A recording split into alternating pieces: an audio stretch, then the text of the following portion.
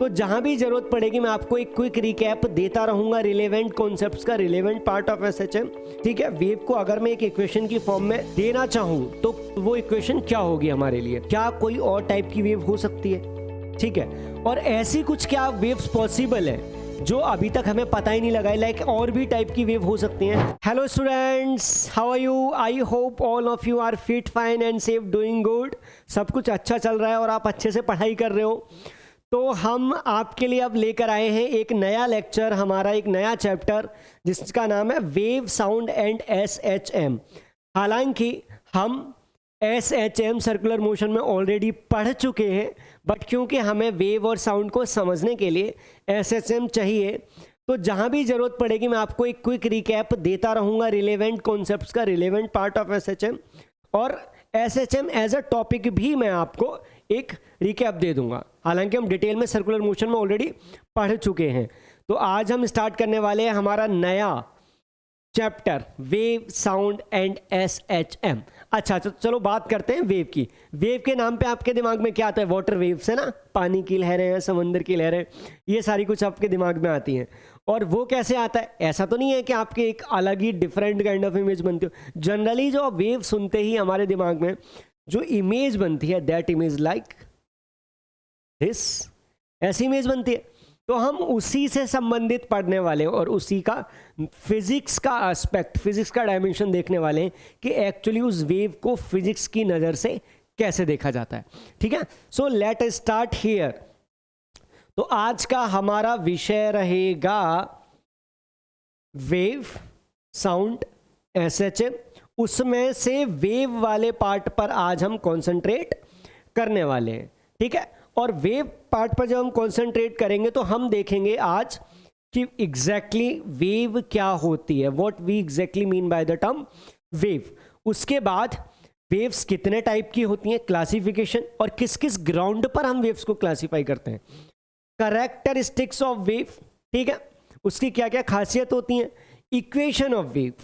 ठीक है, वेव को अगर मैं एक इक्वेशन की फॉर्म में देना चाहूं तो वो इक्वेशन क्या होगी हमारे लिए, and then we will talk about the characteristics of medium. ये भी हम करने, हालांकि आपके लिए नया हो सकता है, बट मैं आपको इस कैरेक्टरिस्टिक ऑफ मीडियम के बारे में बात करने वाला हूं। और नॉट ओनली दिस, क्या होगा, हम मीडियम के उन कैरेक्टरिस्टिक्स की बात करने वाले हैं जो हमारे वेव से रिलेवेंट है। हालांकि देखा जाए तो बहुत सारे कैरेक्टरिस्टिक्स हो सकते हैं मीडियम के, बहुत सारे कैरेक्टरिस्टिक्स हो सकते हैं, लेकिन हम सिर्फ उन कैरेक्टरिस्टिक्स की बात करेंगे जो हमारे वेव से संबंधित हैं, और स्पेसिफिकली उन वेव से संबंधित है जो हमारे टेस्ट और सिलेबस में आने वाली हैं। ठीक है, सो हम खुद को एक बहुत बड़ा वेव, एक बहुत बड़ा टॉपिक वेव, और वो देखा जाए तो अपने आप में एक ब्रांच है, you can speak like that. ठीक है, तो एक अपने आप में ब्रांच है, तो हम उसकी बात करने वाले। I am so sorry again, मैंने आपको लास्ट टाइम भी बताया था कि please take care of health. अभी बाहर बारिश हो रही थी और मैं यहाँ रिकॉर्ड करने आया, सो फिर थोड़ा सा कोल्ड वोल्ड, पर कोई नहीं, आप लोग बच्चे समझदार हो, so please take care of health. ठीक है, सो हम स्टार्ट करते हैं। हमारा जो पहला टॉपिक है that comes as a wave. ठीक है, देखो बेटा, वेव सुनते ही हमारे दिमाग में समथिंग कम्स लाइक दिस। अच्छा, एक चीज बताओ मुझे यहां पर कि क्या ये सिर्फ पानी की वेव ही हो सकती है, और कोई टाइप की वेव हो सकती है क्या? सिंपल, क्या कोई और टाइप की वेव हो सकती है? ठीक है, और ऐसी कुछ क्या वेव्स पॉसिबल है, क्या कुछ ऐसी वेव्स पॉसिबल हैं जो अभी तक हमें पता ही नहीं लगा है, लाइक और भी टाइप की वेव हो सकती हैं? तो मैं आपको बताना चाहूँगा, क्योंकि because this is universe, and let me tell you very honestly, बहुत बड़े यूनिवर्स का हम बहुत छोटा सा हिस्सा जानते हैं। सो इट्स क्वाइट पॉसिबल कि जो वेव हम डेली लाइफ में लेके चलते हैं या फिजिक्स की नज़र में लेके चलते हैं कि भाई इतने टाइप की वेव हो सकती हैं, इसके अलावा भी बहुत कुछ पॉसिबल हो सकता है। But as I already said कि we will confine, we will restrict ourselves to the syllabus part. ठीक है, तो देखो बेटा क्या होती है wave. Wave is a form of disturbance that travels through a material medium due to the repeated periodic motion of the particles of the medium about their mean position. अब देखो, अगर आपको ये डेफिनेशन समझ आई है बहुत बढ़िया, और नहीं समझ आई है तो और भी ज़्यादा बढ़िया, क्योंकि मैं आपको बताने वाला हूँ। ध्यान से देखो, पहले सिर्फ इस डेफिनेशन को पढ़ो, उसके बाद क्या होना है मैं आपको एग्जैक्ट बताऊंगा। पहला point disturbance, second point material medium, and अगला repeated periodic motion of the particles about the mean position. ये हमारे की पॉइंट है। चलो मैं आपको समझाता हूँ। पहला पॉइंट देखो, मान लो ये हमारा वाटर है, ये हमारा वाटर है। अब हमने क्या किया, यहां पर एक स्टोन ड्रॉप किया। जब मैंने यहां पर स्टोन ड्रॉप किया तो मेरी वेव्स कुछ इस तरीके की वाटर वेव्स क्रिएट हो जाएंगी, इजंट इट। जब ये वेव क्रिएट हो जाएंगी तो पहला पॉइंट क्या था बेटा, डिस्टरबेंस। मतलब ये हो गया कि एक पार्टिकल जब डिस्टर्ब हुआ तो उसने बगल वाले दूसरे पार्टिकल को डिस्टर्ब किया, उसने तीसरे पार्टिकल को डिस्टर्ब किया, उसने चौथे पार्टिकल को डिस्टर्ब किया।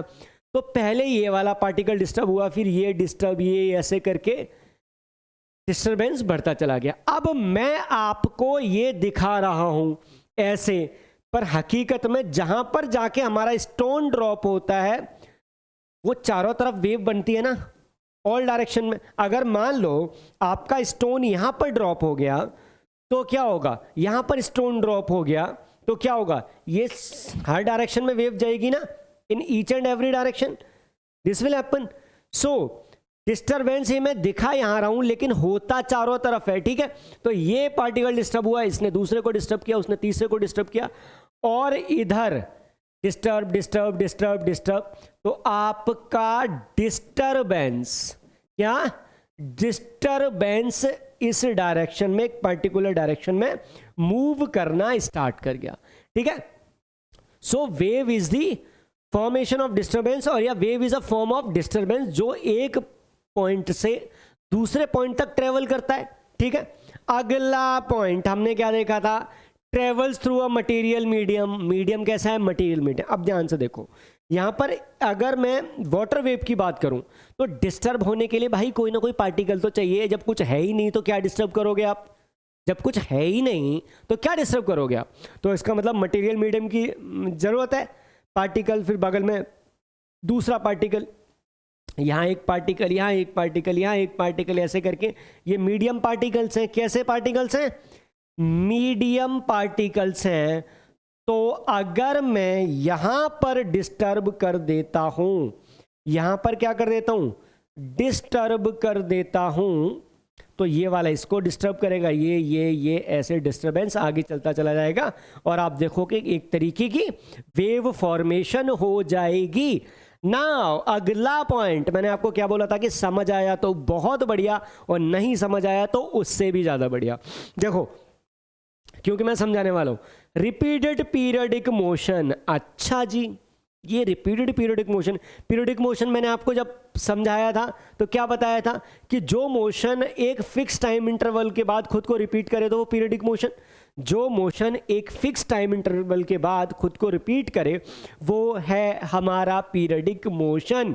अब ध्यान से देखो बेटा, पानी तो आगे नहीं जा रहा है, सिर्फ वेव ही आगे जा रही है, वेव आगे जा रही है, पानी आगे नहीं जा रहा है। तो यहां जल का पार्टिकल कभी ऊपर जाता है, कभी नीचे जाता है, कभी ऊपर जाता है, कभी नीचे जाता है, ऊपर नीचे। ठीक है, ऊपर नीचे ऐसे करके चलती रहती है। ठीक है, अब देखो, मतलब ध्यान से देखो, अब मैं क्या करूं, एक वेव बना रहा हूं, ध्यान से देखो, मैं वेव बना रहा हूं एक, मेरा हाथ इधर तो नहीं जा रहा ना, मेरी कोहनी कभी ऊपर जाती है, नीचे जाती है, ये ऊपर जाता है, नीचे जाता है, ये ऊपर जाता है, नीचे जाता है, ये ऊपर जाता है। लेकिन जब एक सीक्वेंस में चलता है तो एक वेव बन जाती है, लाइक दिस, एक वेव बन जाती है। ठीक है, बट अब ध्यान से सुनो, एक पॉइंट यहां पर, तो particles do not move in the direction of wave. Wave की डायरेक्शन में पार्टिकल मूव नहीं करेंगे, ऊपर नीचे मूव करते रहेंगे। इसका बेस्ट एग्जांपल मैं आपको देने वाला हूं। जैसे मान लो आपके पास एक है दोस्त, वेरी गुड सर, ये रहे आप, ये रहा आपका दोस्त। ठीक है, मुझे नहीं पता उसके सींग क्यों निकले हुए, पर लेट्स अज्यूम। और यहां पर है एक रस्सा, आपने ऐसे करके रस्से को दोनों ने पकड़ रखा है। आप जब रस्सा ऐसे ऐसे करते हो तो क्या होता है, रोप इस तरीके की एक वेव बनाता है। क्या रोप आपके हाथ से छूट के उसके पास जा रहा है? नहीं जा रहा भाई, बस रोप के पार्टिकल ऊपर नीचे हो रहे हैं, और इन सबका सीक्वेंस बनाओ तो एक वेव सी चलती हुई दिखाई देती है। पर क्या रस्सा जा रहा है? नहीं। सो पार्टिकल वेव की डायरेक्शन में नहीं जाते, लेकिन पार्टिकल ऊपर नीचे मूव होते हैं। So particles do not move in the direction of sorry, in the direction of wave, but particles vibrate about their mean position, मतलब पार्टिकल की मीन पोजीशन ये है, कभी पार्टिकल ऊपर जाएगा, फिर नीचे जाएगा, फिर ऊपर जाएगा, फिर नीचे जाएगा, एंड सो ऑन। तो रस्से का पार्टिकल क्या है, कभी ऊपर जाता है, कभी नीचे जाता है, कभी ऊपर जाता है, कभी नीचे जाता है। ठीक है, पार्टिकल वेव की डायरेक्शन में मूव नहीं करेगा, ऊपर नीचे मूव करेगा, और जो उसकी मीन पोजीशन है वो मीन पोजीशन के अलॉन्ग मूव करेगा। ठीक है, मीन पोजीशन के टू एंड फ्रो। ठीक है, तो पार्टिकल मूव नहीं करता, मतलब matter is not carried forward. इसको ऐसे भी लिख सकते हो, matter is not carried forward.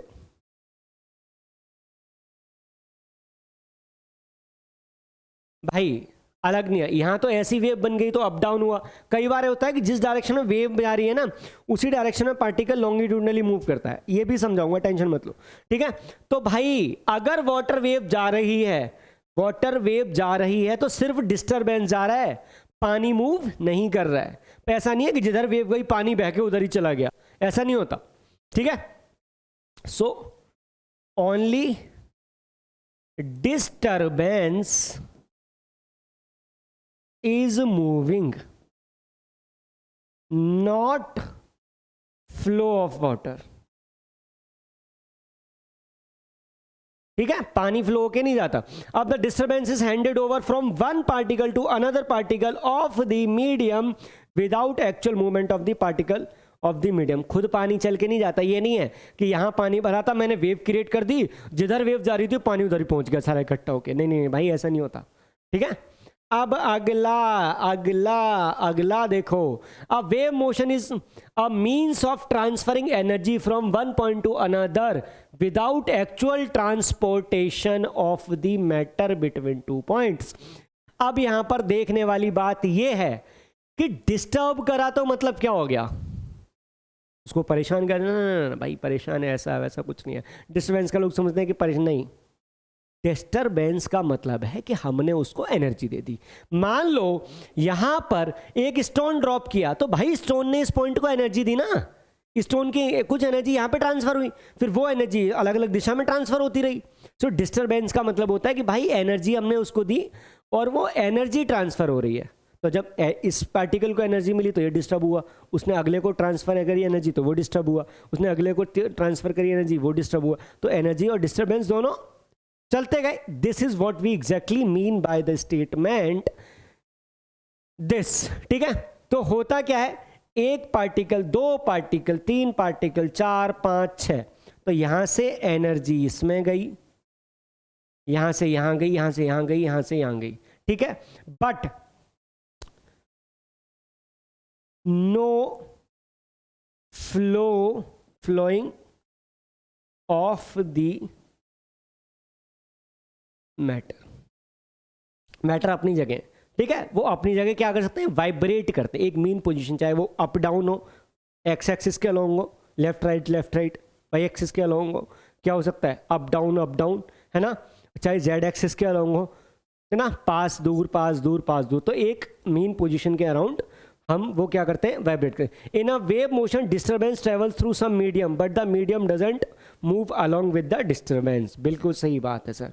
ठीक है, तो सिर्फ डिस्टरबेंस मतलब कि एनर्जी है, ये एक पॉइंट से दूसरे पॉइंट में जाती है मीडियम में, बट मीडियम ट्रेवल नहीं करता। इसका मैं आपको बहुत सिंपल एग्जांपल देता हूं। मान लो हमारे पास ये आयरन रॉड है, क्या है, आयरन रॉड है, मैं यहां पर टैप करता हूं, टन, टैप टू प्रोड्यूस साउंड, ठीक है। अब क्या हुआ, जब मैंने यहां किया तो वाइब्रेशंस आर फेल्ट हियर। यहां पे अगर मैंने यहां पे टर्न करा तो यहां पे वाइब्रेशन मिल गए। तो भाई वाइब्रेशन ही तो जा रहा है भाई, एनर्जी तो जा रही है ना, डिस्टरबेंस ही तो जा रहा है। लोहा चल के उधर थोड़ी पहुंच गया, आयरन चल के उधर थोड़ी पहुंच गया, सिर्फ डिस्टरबेंस, वाइब्रेशन, एनर्जी ही जा रही है। So direction of energy, direction of disturbance, but no flow of medium particles. ठीक है, पिक्चर इज क्लियर, आगे बढ़ते हैं। ठीक है, तो अब हमने यहां वेव समझी कि वेव क्या होती है, और वेव में भी सबसे इंपॉर्टेंट चीज कि हम वेव को एक बहुत सिंपल वे में लिख सकते हैं। क्या होता है, वाइब्रेशन ऑफ मीडियम या medium particles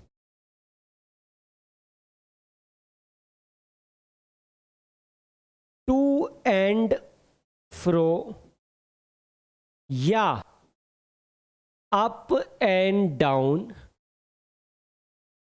motion of particles,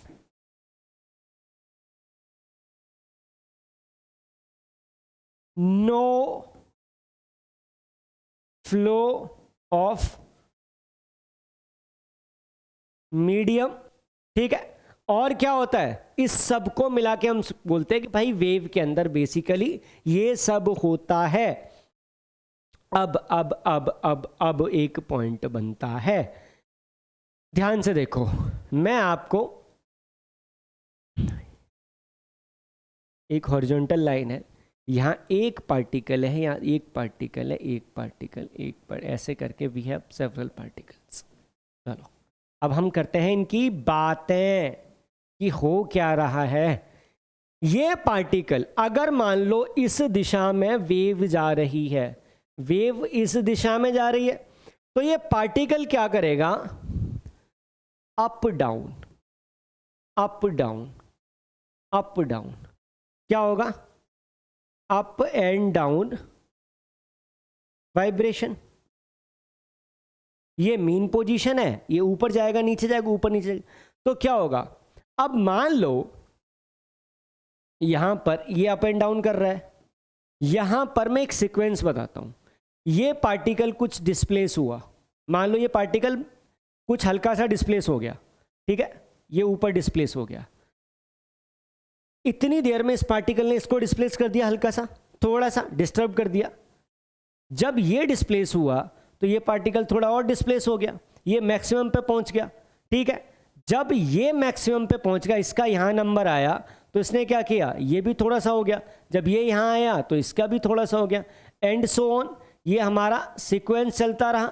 तो अगर आप देखोगे तो ये सीक्वेंस, जब ये पार्टिकल ऊपर आ गया तो इसका नीचे आने का चांस था। ठीक है,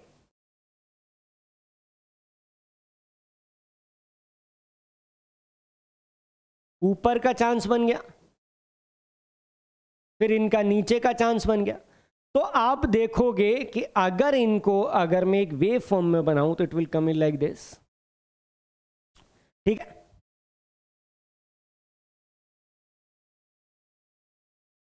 ये हमारी वेव बन जाएगी। तो पार्टिकल जब ऊपर जा रहा है या नीचे जा रहा है, तो उस टाइम पर वो अपनी मूवमेंट के साथ साथ बगल वाले पार्टिकल को भी क्या कर रहा है, डिस्टर्ब कर रहा है। So particle while vibrating about its mean position is also transferring the energy और डिस्टरबेंस टू नेबरिंग पार्टिकल। ये कर रहा है। अब देखो यहां पर क्लासिफिकेशन ऑफ वेव। अब वेव का हम क्लासिफिकेशन करते हैं, उसका वर्गीकरण करते हैं, कितना टाइप की वेव होती हैं। ठीक है, देखो कोई भी क्लासिफिकेशन होता है ना, हमेशा किसी न किसी ग्राउंड पे होता है। बिना ग्राउंड के कोई भी क्लासिफिकेशन नहीं होता, बिना ग्राउंड के कोई भी क्लासिफिकेशन नहीं होता। जैसे मान लो मैंने बॉटल ली, एक बॉटल ले ली मैंने, अब मैं करूं कि भाई बॉटल को अब अलग अलग ग्राउंड पे क्लासीफाई कर सकता हूं। फॉर एग्जांपल मैंने बॉटल को क्लासीफाई करा कि भाई मटेरियल के बेस्ड पे, तो प्लास्टिक की बोतल है, स्टील की बोतल है, कॉपर की बोतल है, बैम्बू की बोतल है, आजकल बैम्बू की बोतल भी आती हैं। तो और अगर मैंने वॉल्यूम के बेसिस पे क्लासीफाई किया तो आई कैन से कि भाई 1 लीटर की है, आधा लीटर की है, 2 लीटर की बोतल है, सिंपल है ना। और अगर मैं शाइनिंग के बेसिस पे करूँ तो भाई ऐसे बोल सकता हूँ कि ये लश्यर वाली है ना, शाइनिंग है, नॉन शाइनिंग है। कलर के बेसिस पे करूँ तो पिंक कलर। तो हमेशा जब भी किसी चीज़ को क्लासीफाई करते हैं कोई ना कोई ग्राउंड होता है, चाहे वो कलर हो, है ना, मटेरियल हो, कैपेसिटी हो, बहुत सारी चीज़ें। अब मैंने बोतल उठा ही ली है तो मेरे को लग गई है प्यास। तो जो वेव्स होती हैं, वेव्स भी क्लासीफाई होती हैं। ठीक है, यहां पर हम बात करेंगे टाइप्स ऑफ वेव। अब वेव को हम क्लासीफाई करते हैं 2 ग्राउंड पे। पहला, based on need of medium, कि भाई इसको मीडियम चाहिए कि नहीं चाहिए। अब लाइट वेव है ना, लाइट में क्या होता है, इलेक्ट्रोमैग्नेटिक वेव है, उसको तो मीडियम चाहिए नहीं, तो वो क्या करती है, सन से आप तक कोई मीडियम नहीं, सन और अर्थ के बीच में वैक्यूम है, फटाफट आ जाती है। ठीक है, तो उसको तो मीडियम नहीं चाहिए। लेकिन वहीं साउंड है, आपको पता है sound need a medium to travel, है ना, आपने पढ़ा भी होगा, 9th में भी पढ़ा होगा, 7th में भी पढ़ा होगा। और जहाँ वैक्यूम हो वहाँ पे साउंड नहीं हो सकती, मून पे जैसे साउंड नहीं सुनाई सकती, क्योंकि मून पे एटमॉस्फेयर ही नहीं है। ठीक है, तो based on the need of medium. अब based on the need of medium पे हमारे पास कितने टाइप की वेव हो सकती हैं। एक भाई मैकेनिकल और दूसरा नॉन मैकेनिकल। मतलब मैकेनिकल को मीडियम चाहिए, नॉन मैकेनिकल को मीडियम नहीं चाहिए। और दूसरे टाइप में हम क्लासिफाई कर सकते हैं, कैसा, based upon the direction of vibration of particles. कि भाई अगर इस डायरेक्शन में वेव जा रही है तो पार्टिकल हमारे ऊपर नीचे वाइब्रेट हो रहे हैं, या इस डायरेक्शन में वेव जा रही है तो वेव के अलोंग ही टू एंड फ्रो हो रहे हैं, सिंपल। तो based upon the direction of the particles. तो इस केस में हम करेंगे जब वर्टिकल वेव की डायरेक्शन के परपेंडिकुलर जो वाइब्रेट करते हैं उनको बोलते हैं हम ट्रांसवर्स वेव्स।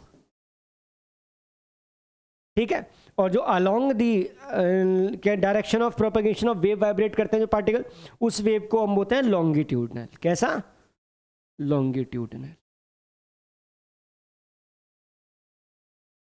ठीक है, तो इनकी हम बात करने वाले हैं। एक और टाइप की वेव होती हैं, वो होते हैं मैटर वेव्स। आपने यंग्स डबल स्लिट एक्सपेरिमेंट पढ़ा है, इलेक्ट्रॉन का जाना, फिर इलेक्ट्रॉन का बिहेव करना, कभी पार्टिकल की तरह बिहेव करना, कभी इलेक्ट्रॉन का वेव की तरह बिहेव करना।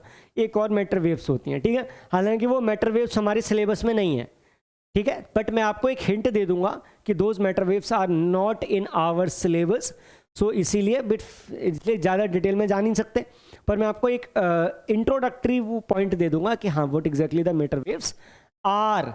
तो अब बात करते हैं मैकेनिकल वेव्स की।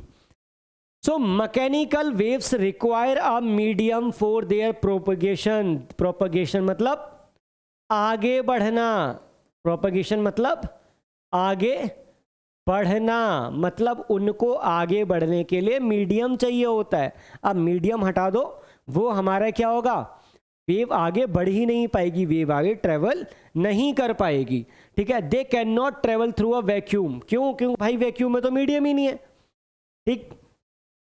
Sound wave, water waves and waves of string are the some example of the mechanical wave. अब देखो ध्यान से सुनो, आपने वो एग्जाम्पल पढ़ा है कि हमारे पास एक जार है, जार है ये, इसमें हमने क्या किया, एक इलेक्ट्रिक बेल लगा दी, इलेक्ट्रिक बेल लगा दी, है ना, और ये हमने वैक्यूम को भेज दिया।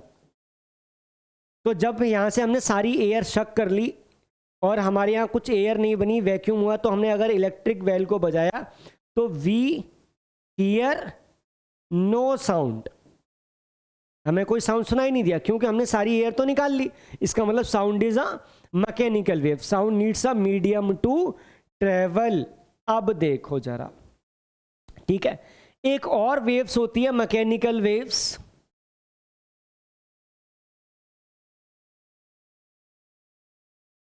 कौन सी होती हैं? Earthquake waves. क्या? अर्थक्वेक वेव्स या साइज्मिक वेव्स। इसको भी मीडियम चाहिए होता है। अब ऐसा तो है नहीं ना कि अर्थ पे अर्थक्वेक आया, पृथ्वी पे अर्थक्वेक आया और मून पे नील आर्मस्ट्रॉन्ग खड़ा हुआ है, तो क्या होगा? इसको मून पे झटका लग गया, नहीं भाई, उसको अर्थक्वेक वेव्स को भी ट्रेवल करने के लिए मीडियम ही चाहिए। So earthquake waves are mechanical waves. So mechanical wave का क्या हो गया? साउंड, वाटर वेव और ये सारी, ठीक है, स्प्रिंग, ठीक, और earthquake wave, these are all the example of mechanical waves because these need medium to travel. अब हम बात करते हैं इलेक्ट्रोमैग्नेटिक वेव, या हम इसको बोलते हैं क्या? Non mechanical wave. इसको क्या बोलते हैं? Non mechanical waves. मतलब these do not require a medium to travel, इनको मीडियम ही नहीं चाहिए होता है। So these can travel through vacuum, vacuum के थ्रू ट्रेवल कर। मान लो ये है हमारा सन और ये है हमारी धरती माता। तो अब यहां से यहां जो आपकी लाइट रे आएगी उसको क्या मीडियम नहीं चाहिए, क्योंकि that passes through the vacuum. जब ये वैक्यूम से पास करते हो इसको कोई मीडियम की जरूरत नहीं है। So that is why these are called non mechanical waves because they do not require any medium to travel. For example X ray, radio waves, light, these are all the examples of non mechanical और electromagnetic waves. एक और example है, अच्छा चलो ये example मैं दूंगा नहीं, मैं तुमसे उल्टा पूछता हूं। अब मुझे एक बात बताओ, क्वेश्चन है बालकों के लिए, आप मुझे कमेंट करके बताओ कि ग्रेविटेशनल वेव्स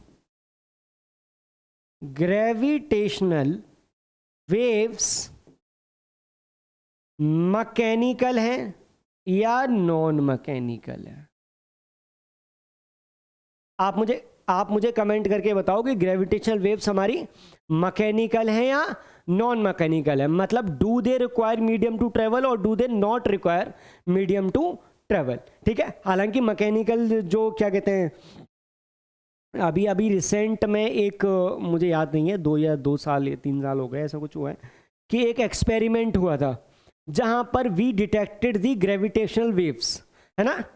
तो हुआ क्या था कि जो एक आइंस्टीन ने एक एक्सपेरिमेंट किया था, ठीक है, तो उसमें हमें ग्रेविटेशनल वेव्स जो हैं वो नासा ने, नासा या कोई ऑर्गेनाइजेशन थी, शायद नासा की सब्सिडरी थी कोई, है ना, उन्होंने क्या किया था, डिटेक्ट की थी,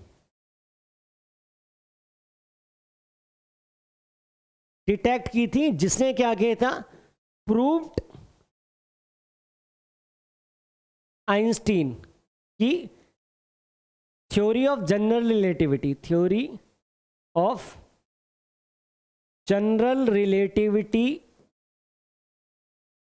प्रूव कर दी थी ग्रेविटेशनल वेव्स ने, ठीक है। क्या था, इसके बारे में पढ़ना जरूर, ठीक है, मैं नहीं चाहता यार, मैं भले ही आपको बार बार बोल रहा हूँ कि सिलेबस क्या कहते हैं ताकि हमें रहना, बट फिर भी कुछ चीज़ें इंटरेस्टिंग हैं तो मुझे लगता है आप सबको उसके बारे में पढ़ना चाहिए, देखना चाहिए। तो ये जो वेव्स होती हैं हमारी ग्रेविटेशनल वेव्स, अब मुझे बताओ कि दीज आर मैकेनिकल और नॉन मैकेनिकल। कमेंट सेक्शन में बताना है मुझे, ठीक है। अगला मैटर वेव्स। हाँ जी सर, मीडियम ट्रेवल और नहीं ट्रेवल, मीडियम चाहिए ट्रेवल करने के लिए तो मैकेनिकल, नहीं चाहिए तो नॉन मैकेनिकल। बट ये सर मैटर वेव्स क्या होती है? हाँ जी, आप सबने यंग्स डबल स्लिट एक्सपेरिमेंट का नाम सुना है?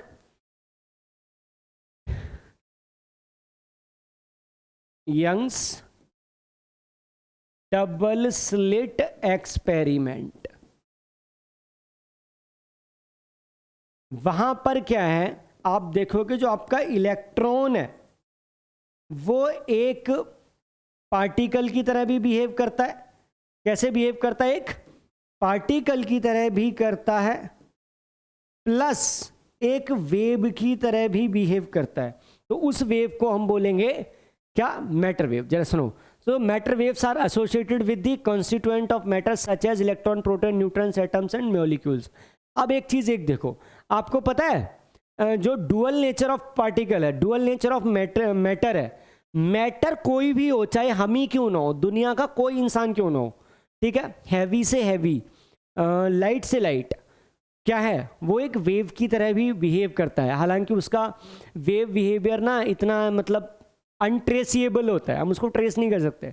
तो अगर मैं मूव कर रहा हूँ तो मैं एक वेव की तरह भी बिहेव कर रहा हूँ, बट मेरी वेवलेंथ इतनी छोटी है कि उसको हम डिटेक्ट नहीं कर सकते। तो दुनिया की हर चीज मैटर और वेव, पार्टिकल और वेव दोनों तरीके से बिहेव करती है। इसीलिए याद रखना कि पूरा यूनिवर्स है वो द्वैत पे बेस्ड है, ठीक है। और एक फिलोसफी अद्वैत भी कहती है, हालांकि यहाँ थोड़ा सा टॉपिक से हम डाइवर्ट कर गए, ठीक है। तो लाइक डुअलिटी और नॉन डुअलिटी, ठीक है। हालांकि इस बारे में अगर किसी का इंटरेस्ट है तो metaphysics a good branch to study about this, कि दुनिया की हर चीज़ पार्टिकल वेव की तरह बिहेव करती है, तो डुअल नेचर हो गया, है ना। और अद्वैत फिलोसफी कहती है कि नहीं सब कुछ एक ही है। तो ऐसा कैसे हो सकता है कि भाई अगर एक ही है तो फिर डबल बिहेवियर कैसे? तो बड़ा कॉम्प्लिकेटेड सा है, पर कोई नहीं, तुम आराम से अभी सिर्फ फिजिक्स पढ़ो। धीरे धीरे जैसे हम लेक्चर आगे बढ़ाएंगे ना, तो यूनिवर्स की कुछ चीज़ों को धीरे धीरे हम डिस्कस करेंगे। कोई नहीं, बस जुड़े रहो और मेहनत करते रहो, बाकी सारी जिम्मेदारी हमारी है, ठीक है। हाँ वैसे मेरा मन है, वे हकीकत बताऊँ तो मेरा बड़ा मन है कि बच्चों को ना ये जो चीज़ें हैं जो मैं फिजिक्स पढ़ा रहा हूँ इससे संबंधित, है ना, चाहे डेली लाइफ की चीज़ें हों, चाहे इससे संबंधित हमारी यूनिवर्स की चीज़ें हों, ठीक है, उसको बताऊं। बट हमारे पास टाइम कम होता है और पढ़ाने को ज़्यादा होता है, इसलिए हमें चीज़ों को लिमिट करना पड़ता है। हकीकत की बात है, क्योंकि समय कम है, मेहनत हमें बहुत करनी है, इसलिए हमें चीज़ों को लिमिट करना पड़ता है। अदरवाइज जब ये रेगुलर चलेगा ना, कि हमारा कि स्टार्टिंग से चलेगा ना, तो फिर उसमें हमारे पास टाइम भी बहुत होगा, करने को प्रैक्टिस भी बहुत होगी, है ना। तो उस केस में फिर मैं आपको धीरे धीरे चीज़ों को यूनिवर्स के एस्पेक्ट से लेकर चलूंगा, पर कोई नहीं, ठीक है। चलो come back to the point. Difference between mechanical, है ना, और elastic waves and non electromagnet या नॉन मैकेनिकल, ठीक है, दीज एंड इसको। सो इलेक्ट्रोमैग्नेटिक वेव्स को हम बोलते हैं नॉन मैकेनिकल, क्योंकि इनके लिए हमें मीडियम नहीं चाहिए होता है, ठीक है। तो जो हमारी इलास्टिक या मैकेनिकल वेव्स होते हैं, अब सुनो जरा, इलास्टिक का मतलब सुनो, ये वर्ड आया है, इसका मतलब मैं आपको बता देता हूँ। इलास्टिक का मतलब होता है चीज़ों का खींचना और वापस आ जाना, यही होता है। आपने इलास्टिक देखी होगी, आप किसी को इलास्टिक चीज़ों को लो, इलास्टिक रबड़ लो, उसको खींचो, वापस वैसी शेप में आ जाती है। मैटर भी हमारा ऐसे बिहेव करता है। तो जब मैं आपको बता रहा था ना कि ये हमारे जो पार्टिकल्स हैं वो वाइब्रेट कर रहे हैं, यहां बता रहा था मैं हमारे पार्टिकल्स क्या कर रहे हैं, वाइब्रेट कर रहे हैं ऊपर नीचे। तो पार्टिकल डिस्टर्बेंस से पार्टिकल दूर गया, इलास्टिक बिहेवियर से वापस वहीं आ गया, फिर दूर गया, फिर वापस वहीं आ गया। This is what it happens. तो आपका वाइब्रेट ही पार्टिकल तभी करेगा जब उसमें इलास्टिसिटी होगी, वापस अपनी शेप में आने की ताकत होगी, क्योंकि अगर इधर हम डिस्टर्ब कर देंगे तो वापस इधर आ जाएगा, इधर डिस्टर्ब कर देंगे तो इधर आ जाएगा, तो वापस ओरिजिनल शेप लेने की कोशिश करेगा, तभी होगा। अगर उसके अंदर इलास्टिसिटी नहीं है, अगर उसके अंदर इलास्टिसिटी नहीं है मीडियम के अंदर, तो पार्टिकल डिफॉर्म तो हो जाएगा, वापस अपनी शेप पे आएगा ही नहीं। तो जब वापस अपनी शेप पे नहीं आएगा तो क्या होगा, हमारा वाइब्रेशन जनरेट नहीं होगा, पीरियोडिक मोशन पार्टिकल्स का जनरेट नहीं होगा। अब देखो जरा, तो इसमें क्या क्या अंतर होता है, लेट्स टॉक अबाउट दोज। तो इलास्टिक और mechanical is due to vibrations particles of medium through which they pass, whereas electromagnetic wave are due to varying electric magnetic fields in space. हाँ जी, रुको रुको रुको रुको, बता रहे जो हमारे मैकेनिकल वेव्स हैं उसमें जो हमारा पार्टिकल्स हैं, जो मीडियम पार्टिकल्स हैं, वो क्या करते हैं, अपनी जगह पे वाइब्रेट करते हैं और वापस अपनी जगह पे इलास्टिसिटी की वजह से आना चाहते हैं। ठीक है, इलास्टिसिटी का मतलब होता है कि capacity to restore its original shape. ठीक है, उसको इलास्टिक बिहेवियर बोलते हैं। तो वापस आना चाह रहा है, लेकिन इसमें क्या होता है, जो इलेक्ट्रोमैग्नेटिक वेव होती हैं, नॉन मैकेनिकल वेव होती हैं, उसमें इलेक्ट्रिक या मैग्नेटिक फील्ड वेरी करता है। ठीक है, अभी मैं आपको, अभी डायग्राम आएगा, then I will explain that to you. ठीक है, और जो इलास्टिक वेव है या मैकेनिकल वेव है वो लो स्पीड होती हैं, जैसे साउंड वेव है 340 या 350 मीटर पर सेकंड से चलता है। ठीक है, बट जो लाइट की स्पीड है वो कितनी है, 3 lakh kilometre. So non mechanical waves are faster waves and जो इलास्टिक या mechanical waves are low speed waves, slow waves. ठीक है, और ये जो होता है इलास्टिक, इनकी लो फ्रिक्वेंसी होती है और इलेक्ट्रोमैग्नेटिक वेव्स की बहुत हाई फ्रिक्वेंसी होती है।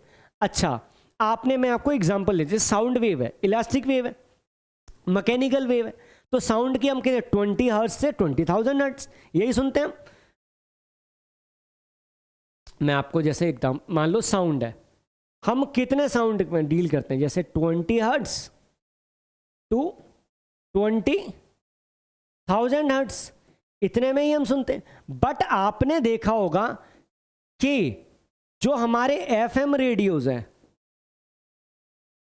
वो 92.7 मेगाहर्ट्ज, मतलब 92.7 इंटू 10⁻6 हर्ट्ज ना, 98.3 इंटू 10⁻6 हर्ट्ज। तो ये लो फ्रिक्वेंसी है और ये हाई फ्रिक्वेंसी है। कैसी?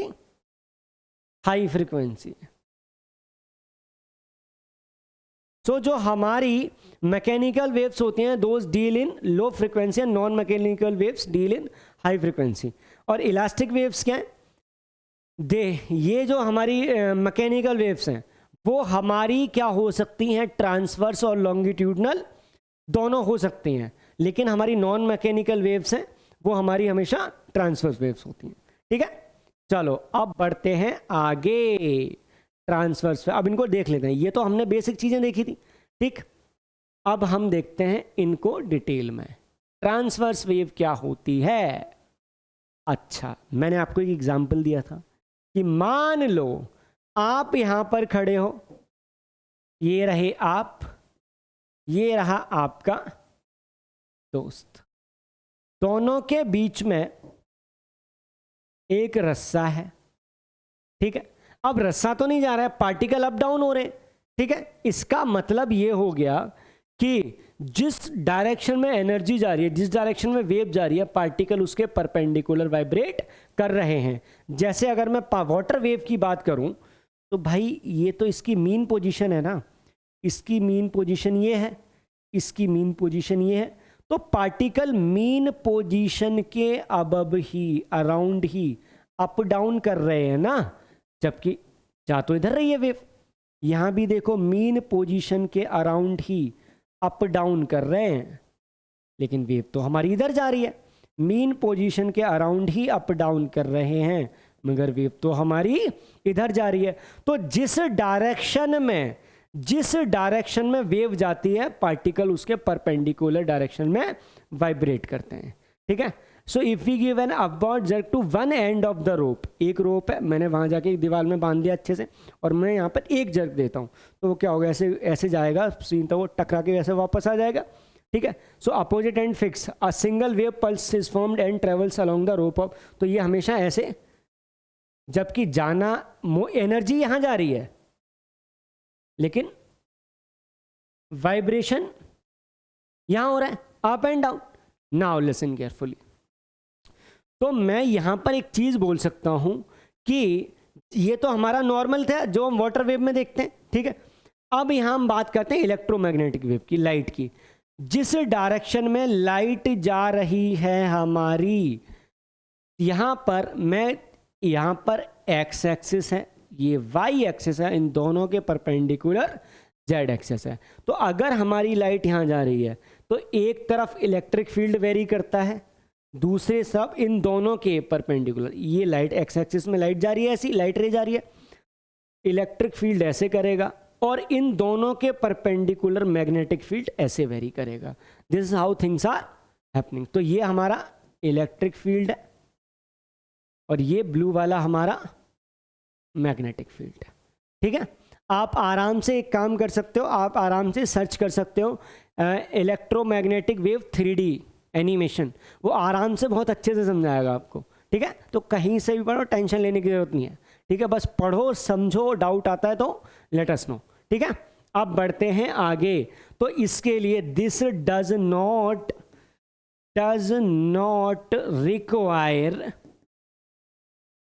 एनी मीडियम टू ट्रेवल, इसीलिए कि कैसी हो गई, नॉन मैकेनिकल वेव हो गई, नॉन मैकेनिकल वेव हो गई, ठीक है। अब तो मैं नॉन मैकेनिकल वेव में एक पॉइंट लिख सकता हूं कि जिस डायरेक्शन में वेव जा रही है उसके परपेंडिकुलर डायरेक्शन में वाइब्रेशन होगा,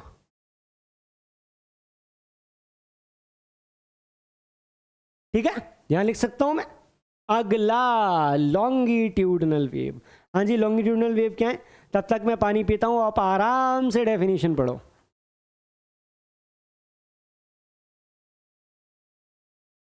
क्या definition? The longitudinal waves are waves in which the constituents of the medium oscillate, मतलब कि vibrate along the direction of wave propagation.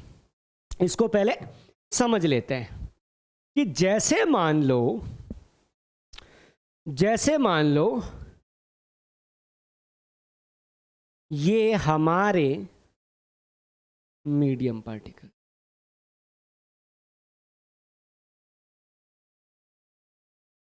Sound इधर जा रहा है तो एनर्जी भी कहां जा रही है? इधर जा रही है। डिस्टरबेंस भी कहां जा रहा है? इधर जा रहा है। अब देखो तो होगा क्या, हमारे जो पार्टिकल्स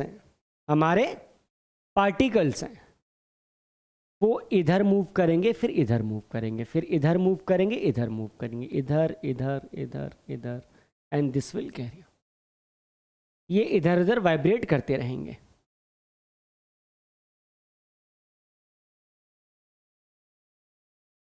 ये चलता रहेगा, ठीक है। तो मैं यहां पर क्या कह सकता हूं कि जिस डायरेक्शन में हमारी वेव जा रही है, ठीक है, उसी डायरेक्शन में पार्टिकल्स वाइब्रेट कर रहे हैं। तो यहां पर मैंने निष्कर्ष निकाला कि डायरेक्शन ऑफ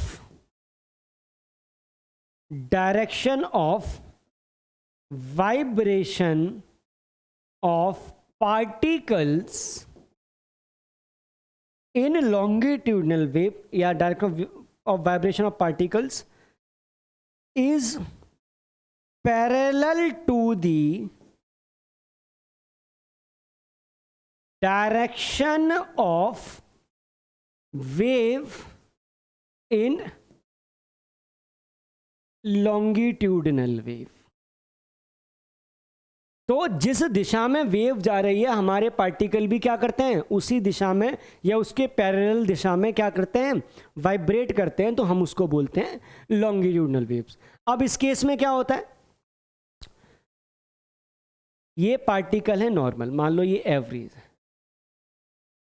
ये नॉर्मल है, एक इक्वल, एक मीडियम है, सिंपल, यहाँ पे कोई वेव पास नहीं कर रही है। अब मैंने यहाँ पर एक वेव पास करवा दी, तो ये पार्टिकल ऐसे वाइब्रेट करेगा, ये ऐसे करेगा, फिर ये ऐसे करेगा, ये ऐसे करेगा, ये ऐसे करेगा। तो एक टाइम पे आएगा ना कि ये वाला पार्टिकल इधर जा रहा है और ये वाला पार्टिकल्स इधर आ रहा है, ठीक है। ये वाले पार्टिकल्स इधर जा रहे हैं और ये वाला इधर आ रहा है। तो जो पहले दोनों के बीच की स्पेसिंग यूनिफॉर्म थी, ये पार्टिकल्स कैसे हो जाएंगे, क्लोजर हो जाएंगे। ये पार्टिकल्स कैसे हो जाएंगे, क्लोजर हो जाएंगे। मगर ये वाले पार्टिकल्स कैसे हो जाएंगे, फार्दर, दूर दूर चले जाएंगे, ये हो जाएंगे। फिर अगले ही सेकंड में ये वाले क्या होंगे, इधर चले जाएंगे और ये वाले इधर आ जाएंगे, ये इधर आ जाएंगे, फिर ये दूर चले जाएंगे, फिर ये पास आ जाएंगे। सो जहां पर पार्टिकल्स क्लोजर होते हैं that is called compression. Compression क्या, कंप्रेशन। तो कंप्रेशन का मतलब कंप्रेस हो गई चीजें, तो इसमें हाई प्रेशर होता है और पार्टिकल पास पास हैं तो हाई डेंसिटी भी हो गई। इसमें इस जहां पार्टिकल वो क्या, उसको बोलते हैं हम रेयरफेक्शन।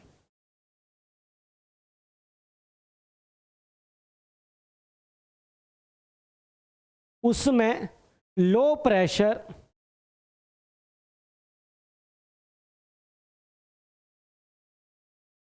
लो डेंसिटी, ठीक है। अगर मैं इसको ऐसे दिखाऊं तो I can show you like this कि भाई कंप्रेशन का है ना, ये यहां पर है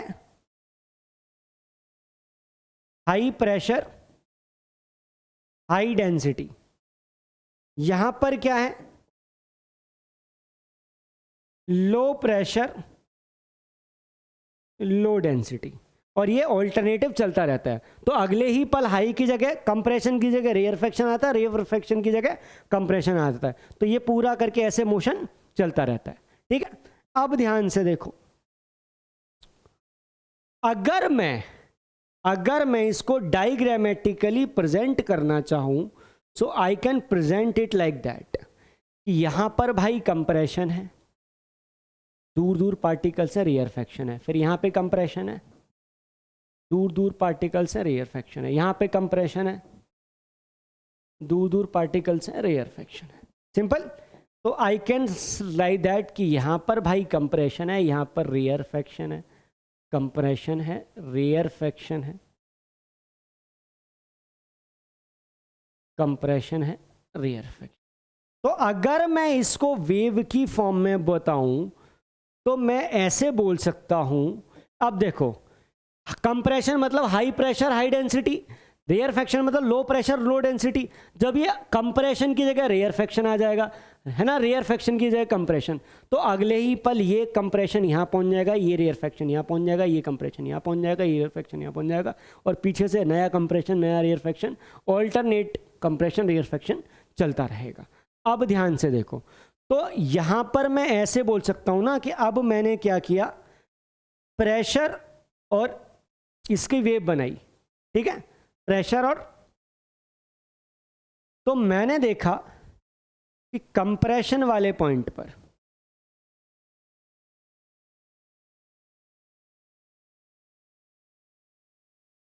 हाई प्रेशर था, ठीक है, ये वेव बन गई। यहां compression rarefaction, compression rarefaction, compression. अगर मैं बनाऊं डेंसिटी की, तो डेंसिटी की भी मैं ऐसे बना सकता हूं, डेंसिटी डी या rho, whatever suits you the most,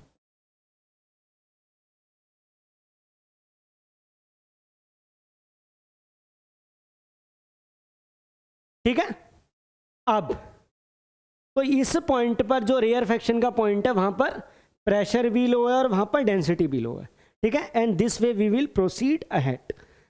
जब मैं इसको आपको स्पेसिफिकली साउंड बताऊंगा ना तब ये चीज़ें फर्दर डिटेल में आएंगी, बट फिलहाल क्योंकि हम वेव्स और वेव्स का बेसिक पढ़ रहे हैं और हमारा पहला लेक्चर है तो आराम से मैं वेव का आपको रफ आइडिया दे रहा हूँ, ठीक है। और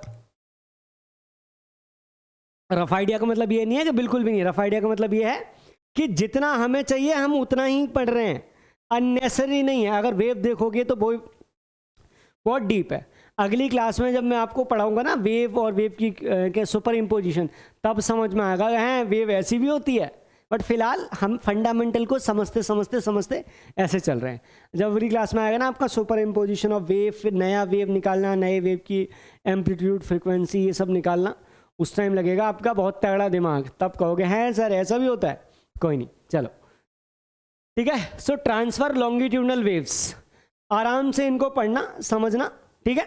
हालांकि मैंने आपको ट्रांसफर और लॉन्गिट्यूडनल का बेसिक फंडा आपको समझा दिया है और इसमें एग्जैक्टली वही लिखा है जो मैं अब तक आपको एक एक कॉन्सेप्ट अभी तक समझाए हैं, ठीक है। तो ट्रांसफर वेव में जैसे क्रेस्ट और ट्रफ होता है, ठीक है। लॉन्गिट्यूडनल में क्या होता है, कंप्रेशन रेयरफेक्शन होता है, ठीक है। ये सारी चीज़ें हैं, हालांकि इट्स नॉट डिफिकल्ट, आप आराम से इंटेलिजेंट बच्चों आराम से समझ भी सकते हो, नॉट एन इशू। आगे बढ़े को करेक्टरिस्टिक्स ऑफ वेव। हाँ जी, ये करेक्टरिस्टिक्स ऑफ वेव का क्या सीन है, देखो यहां पर हम एक चीज लेके चल रहे हैं, हमारे पास है एक वेव। अब सर कौन सी wave, matter wave, non mechanical wave, mechanical wave, transverse wave, longitudinal wave. अब यहां पर हम वेव का एक डिफरेंट एस्पेक्ट लेकर चलेंगे, एक एंटायरली डिफरेंट एस्पेक्ट। चलो पहले समझते हैं कि वेव जनरेट सोर्स से हो रही है तो हो क्या रहा है, उसके बाद हम आगे बढ़ेंगे। देखो हमारे पास ये है एक पार्टिकल है, जो पार्टिकल रोटेट कर रहा है, ठीक है। अभी रुक जाओ, अभी बताता हूं मैं। शांतम भव बालक, शांतम भव। ये हॉरिजॉन्टल है, ठीक है।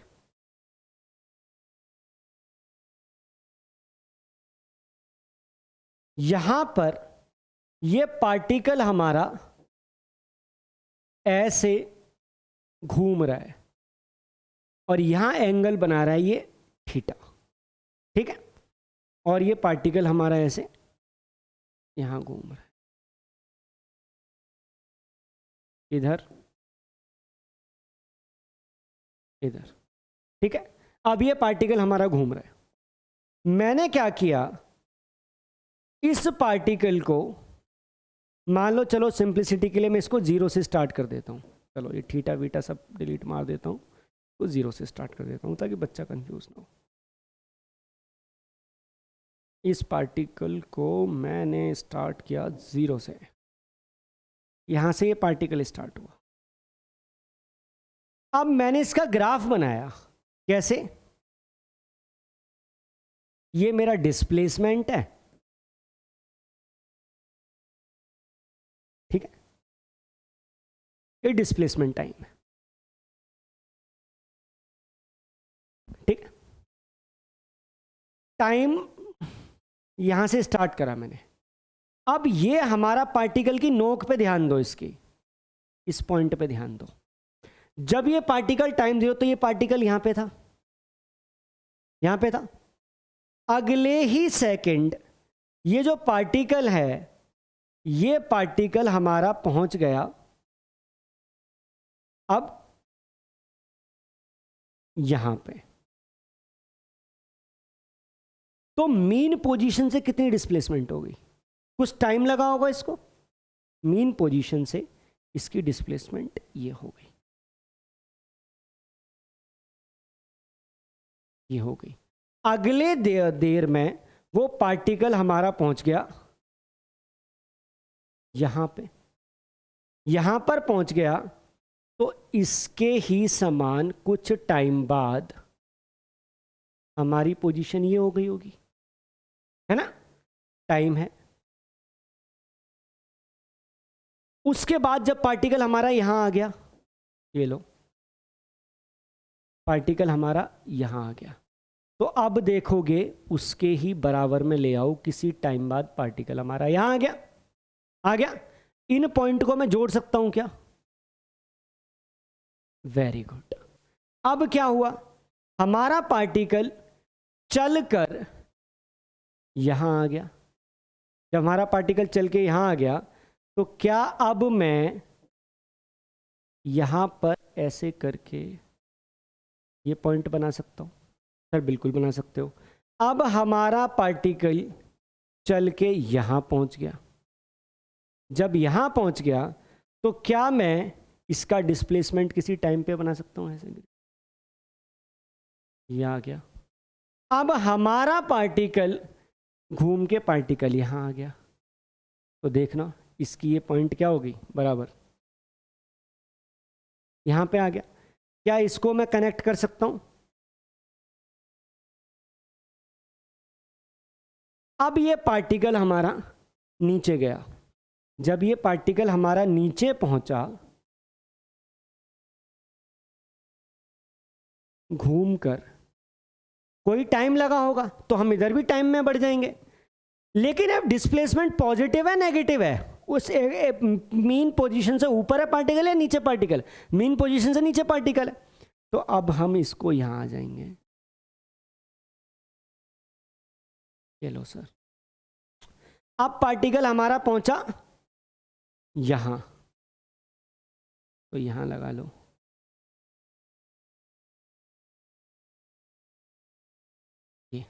अब हमारा पार्टिकल आ गया इस जगह, ये लगा लो आप।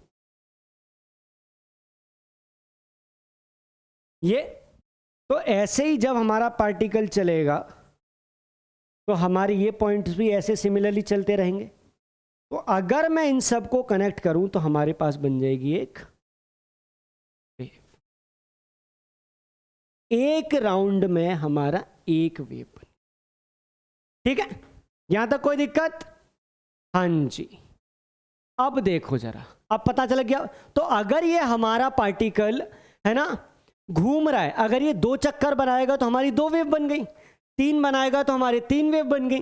तो इस बेसिस पे हम क्या करेंगे, हम अपने पार्टिकल से वेव बना लेंगे। हम देखेंगे ये हमारा पार्टिकल मीन पोजीशन से ऊपर जा रहा है तो ऐसी बनेगी, मीन पोजीशन से नीचे आ रहा है तो ऐसी बनेगी। Simple, this is the point. अब देखो यहां पर, यहां पर, यहां पर अगर हमारी वेव इस डायरेक्शन में जा रही है और particle up and down move कर रहा है, तो हमारी वेव कैसी बनेगी? दिस बनेगी। अगर इस डायरेक्शन में वेव जा रही है और हमारा पार्टिकल इधर मूव कर रहा है, इधर भी जा रहा है, इधर भी जा रहा है, इधर भी जा रहा है, इधर भी जा रहा है, तो हमारी वेव कैसी बनेगी? दिस। क्योंकि मीन पोजीशन से पार्टिकल ऊपर गया मैक्सिमम, फिर धीरे धीरे वापस मीन पे आया, फिर नेगेटिव डायरेक्शन में मैक्सिमम गया, फिर मीन पे आया। ये पार्टिकल गया इधर, डिस्टर्ब हुआ, मैक्सिमम पोजीशन पे गया, फिर धीरे धीरे मीन पे आया, फिर आराम से अपोजिट डायरेक्शन में गया, मैक्सिमम गया, फिर मीन पे आया। यहाँ देखो पार्टिकल यहाँ से चला, धीरे धीरे डिस्प्लेस हुआ, मैक्सिमम डिस्प्लेस हुआ, फिर वापस फिर मीन पे आया, फिर अपोजिट डायरेक्शन में डिस्प्लेस हुआ, मैक्सिमम गया, फिर मीन पे आया। तो हमेशा ये वेव आपका पार्टिकल ऐसा ही डायग्रामेटिक रिप्रेजेंटेशन होता रहेगा। अब ध्यान से देखो, यहां पर, यहां पर हमारा जो पार्टिकल मूव कर रहा है, हमारा जो पार्टिकल मूव कर रहा है, look into this, here it goes like this। चलो here we go।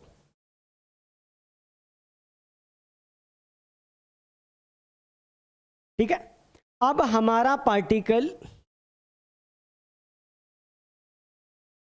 ओमेगा से मूव कर रहा है, ठीक है?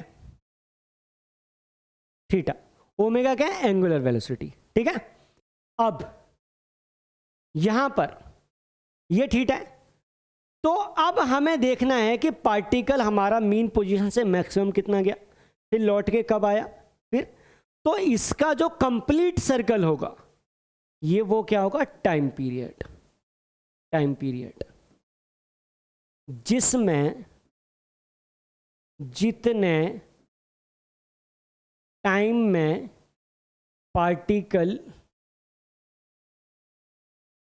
कंप्लीट मोशन कर लेगा, वो टाइम पीरियड है। सिंपल। अब जब कंप्लीट मोशन कर लेगा, और अगर मान लो 1 सेकंड में जितना मोशन कंप्लीट करता है वो उसकी फ्रीक्वेंसी है। अगर 0.1 सेकंड में एक मोशन कंप्लीट करता है, टाइम पीरियड 0.1 है, तो 1 सेकंड में 10 करेगा, 0.1 सेकंड में 1, तो 1 सेकंड में 10, तो इसकी फ्रीक्वेंसी 10। कोई नहीं, धीरे धीरे, अभी तो मैंने आपको बेसिक बताया, slowly and gradually we will move ahead. ठीक है। अब देखो यहां पर आती है एम्पलीट्यूड। अब हमने एक वेव बनाई, हमारे पास एक वेव प्राप्त हुई। ठीक है।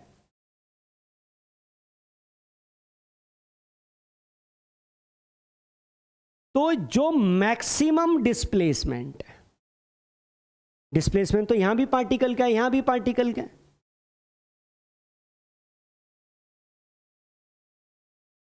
ये भी डिस्प्लेसमेंट है, बट हम बात किसकी कर रहे हैं, मैक्सिमम डिस्प्लेसमेंट की। तो जो मैक्सिमम डिस्प्लेसमेंट है दैट इज कॉल्ड एम्पलीट्यूड। क्या? एम्पलीट्यूड। मतलब the maximum displacement of particle और वाइब्रेटिंग क्वांटिटी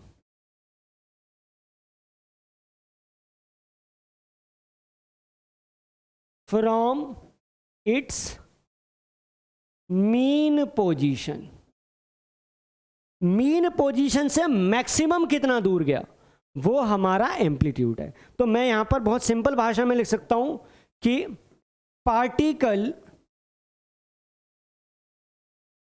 मीन पोजीशन से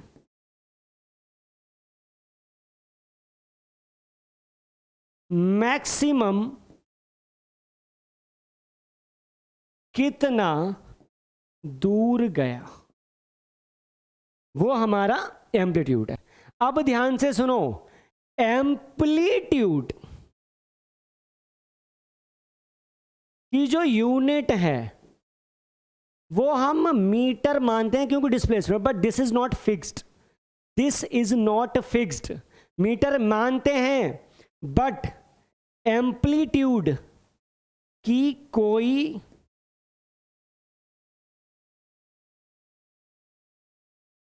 फिक्स्ड यूनिट नहीं है। एम्पलीट्यूड की कोई फिक्स्ड यूनिट नहीं है। मैं बता रहा हूं कैसे। देखो बेटा, मान लो ये डिस्प्लेसमेंट है ना, और ये हमारी है, तो डिस्प्लेसमेंट ये तो हो जाएगा हमारी, तो यहां पर जो एम्पलीट्यूड की यूनिट है वो मीटर है।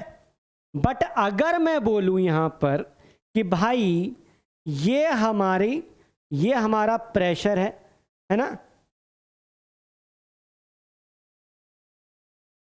तो यहां पर डिस्प्लेसमेंट की यूनिट क्या हो गई, मैक्सिमम डिस्प्लेसमेंट की मतलब एम्पलीट्यूड की यूनिट क्या हो गई, पास्कल और न्यूटन पर मीटर स्क्वायर। अगर मैं बोलूं कि भाई ये हमारी डेंसिटी है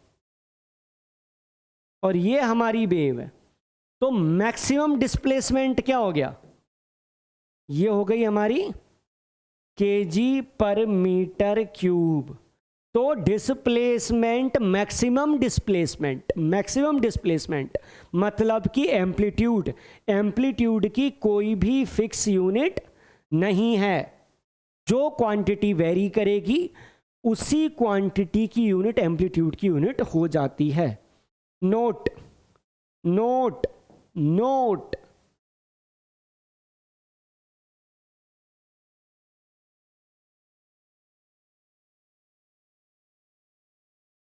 एम्पलीट्यूड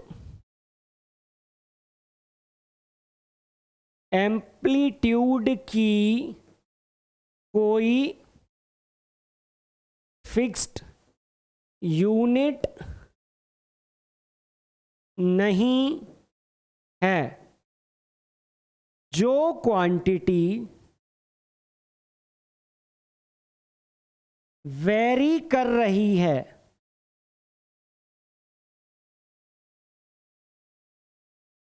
उसी की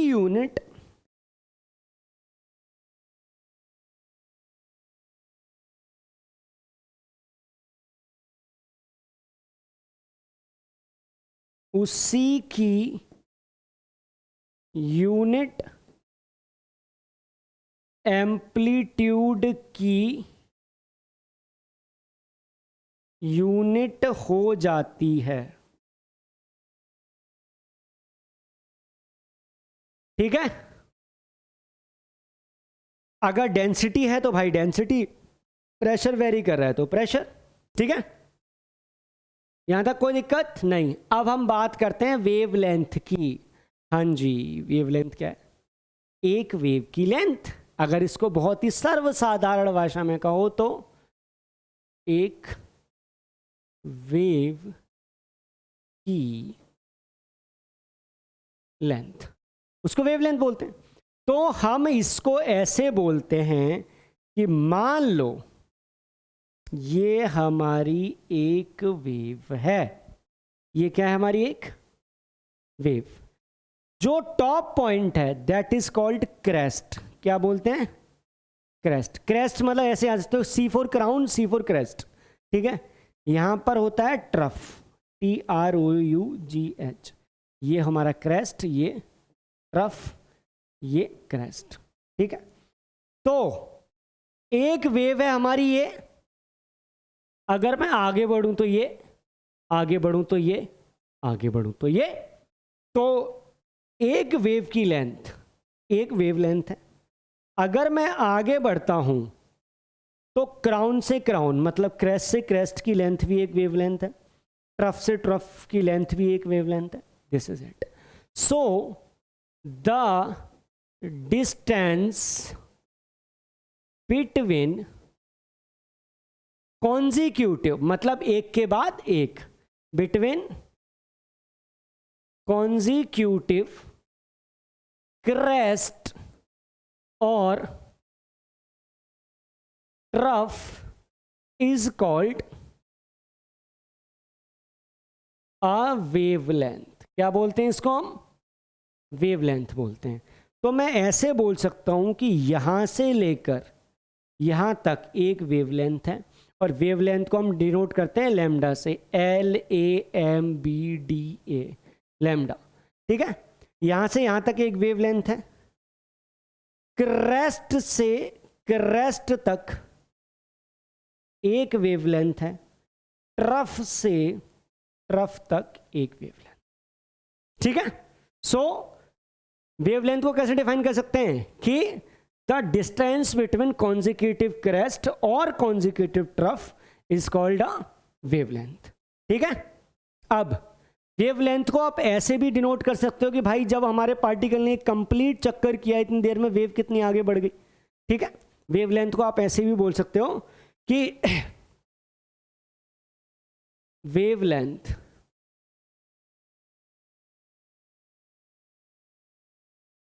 वेवलेंथ जब हमारे पार्टिकल ने एक ऑसिलेशन कंप्लीट किया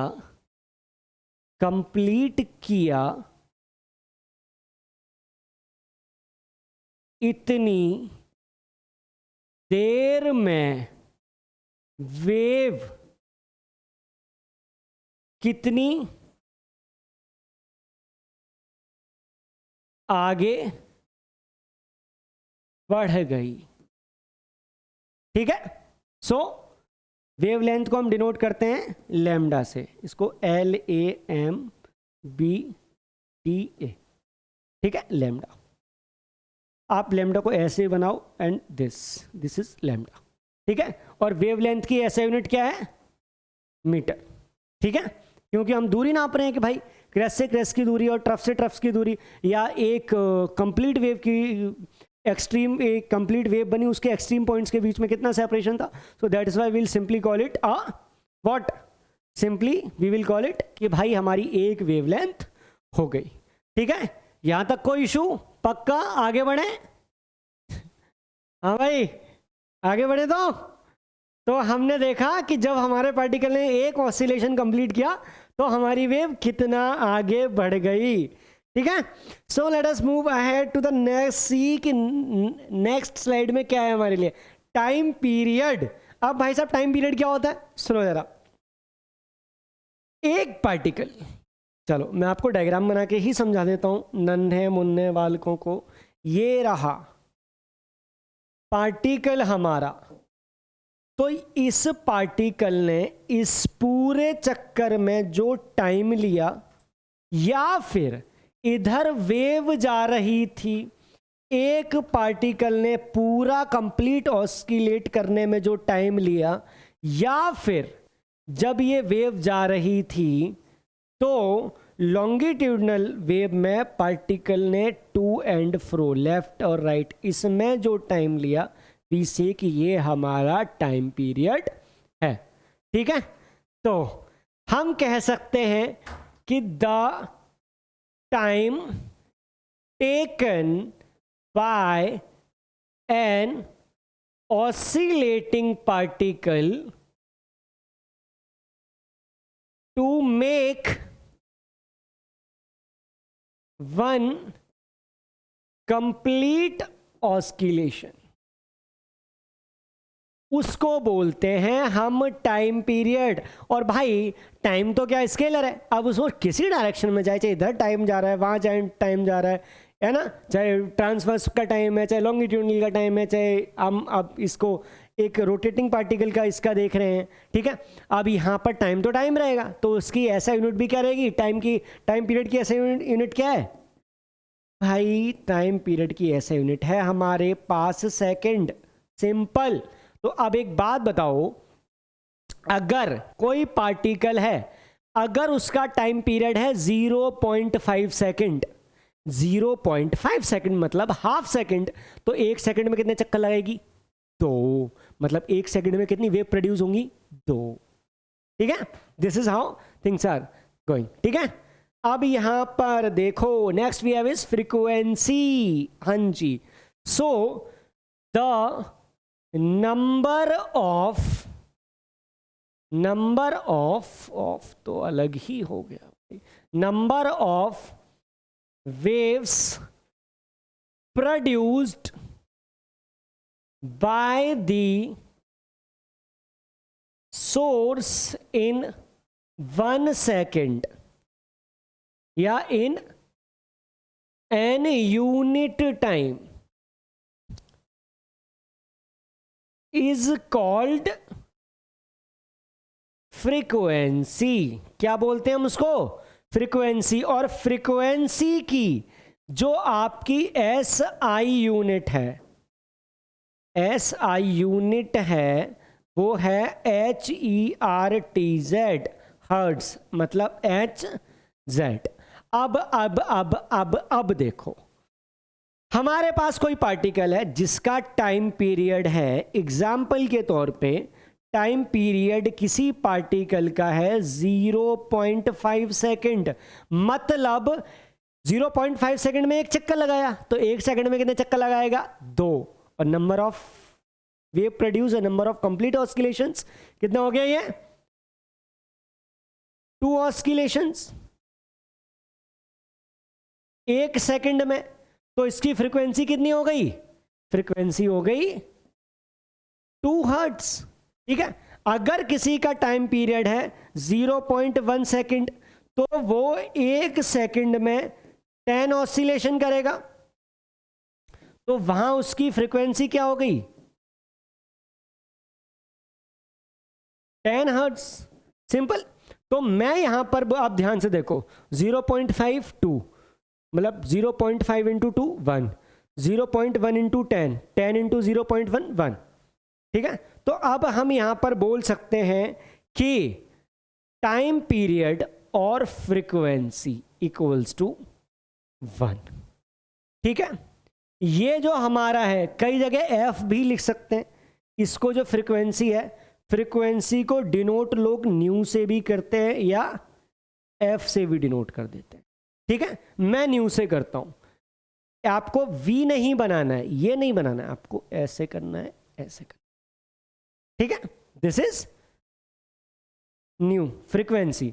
सो time period equals to 1 upon frequency, और frequency equals to 1 upon time period, और time period into frequency equals to 1। आप कुछ भी कर सकते।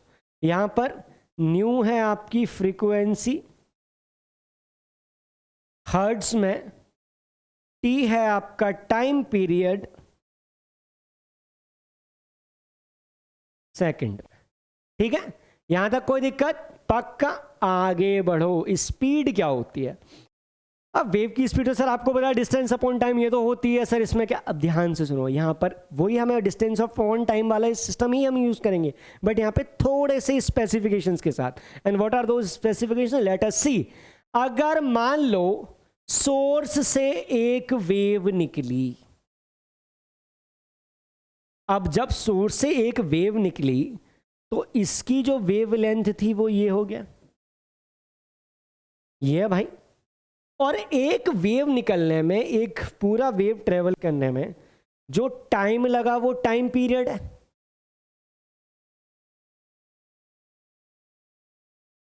एक वेव जो कंप्लीट हुई तो डिस्टेंस हुआ ये, उसमें जो टाइम कंज्यूम हुआ, टाइम लगा, टाइम पीरियड। हमें पता है speed equals to distance upon time. Sir ये तो पता ही है, डिस्टेंस एक वेव ने कितना किया, वेवलेंथ जितना, टाइम क्या लगा, टाइम पीरियड जितना। क्योंकि टाइम पीरियड का मतलब एक कंप्लीट ऑस्किलेशन, एक कंप्लीट ऑस्किलेशन में कितना डिस्टेंस है, जितना हमारा वेव आगे बढ़ गई डिस्टेंस उतना हो गया। So speed equals to wavelength upon time period. क्या मैं इसको lambda into 1 upon time period लिख सकता हूं? सो 1 अपॉन टाइम पीरियड क्या है, मेरी फ्रीक्वेंसी।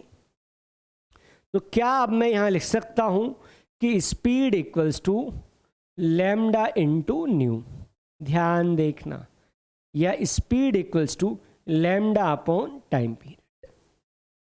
तो क्या मैं यहां पर स्पीड ऐसे बोल सकता हूं कि स्पीड फाइनली हमारे पास निकल के जो आई है वो स्पीड आई है, speed equals to wavelength multiplied by frequency. क्या ये? वेवलेंथ मल्टीप्लाइड बाय फ्रीक्वेंसी, ठीक है। यहां तक कोई कठिनाई, परेशानी, प्रॉब्लम, मुसीबत, दुविधा, संकट, समस्या, दिक्कत, डाउट, संकट, इशू नहीं? आगे बढ़े, चलो आगे बढ़ जाते हैं, क्या टेंशन है। Let us look into this. A broadcasting station transmits wave of frequency 71 into 10 power 4 hertz. आप यूनिट देख के समझ गए कि सर ये तो फ्रीक्वेंसी दे रखी है। यूनिट से भी हम अंदाजा लगा सकते हैं, पढ़े लिखे इंसान है हम। हर्ट्ज मतलब क्या दे रखी है, फ्रीक्वेंसी दे रखी है हमें।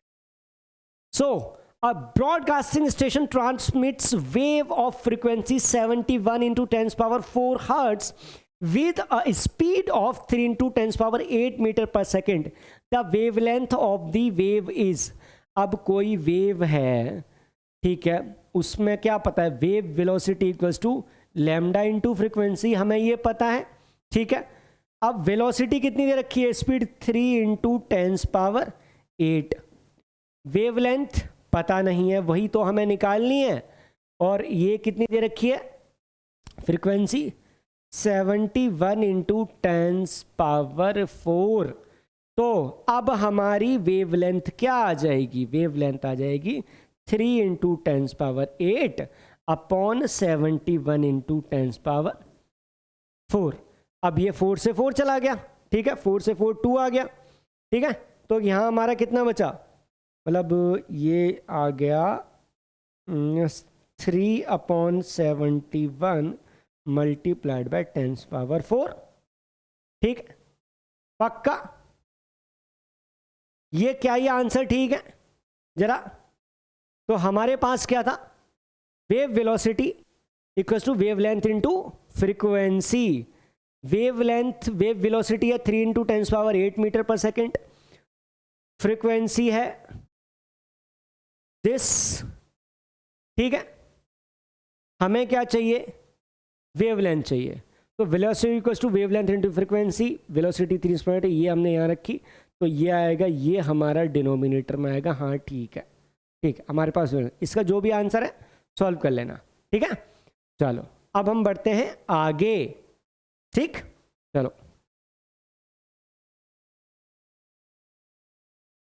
ठीक है। इसको सॉल्व करोगे तो आपका कौन सा आंसर आ जाएगा,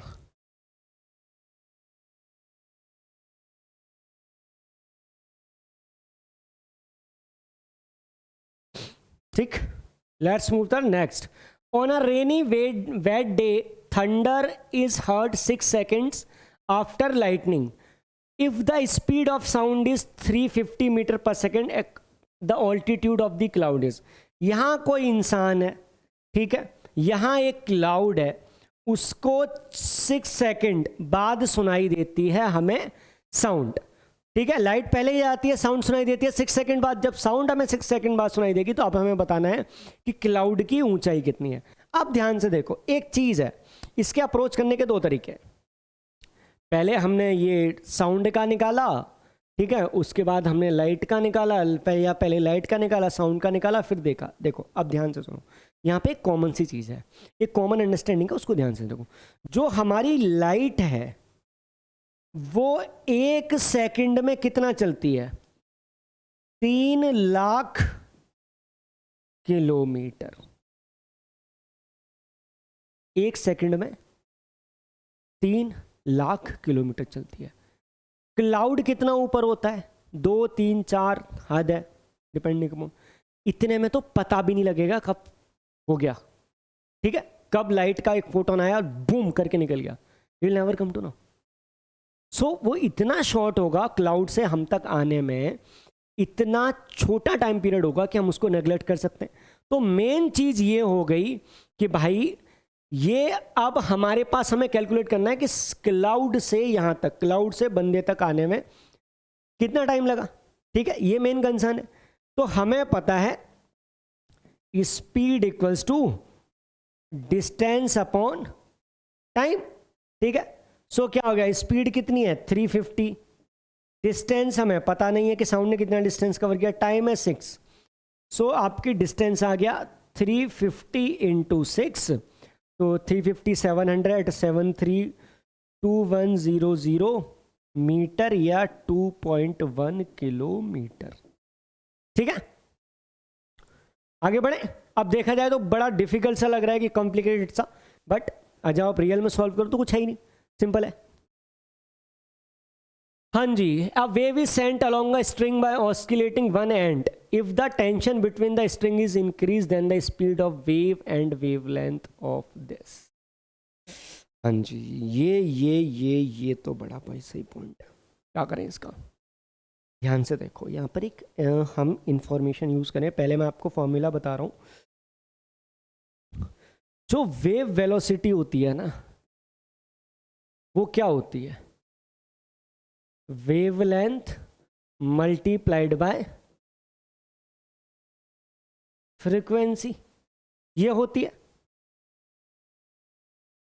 जो हमारी फ्रीक्वेंसी मीडियम चेंज हो जाए, एक वेव है, एक मीडियम से दूसरे मीडियम, दूसरे मीडियम से तीसरे मीडियम, ऐसे वेव गई, frequency of the wave remains same. यहां पर पॉइंट लिख लो एक कि frequency of the wave depends upon source not the medium. Frequency of the source, frequency of the wave depends upon the source not the medium.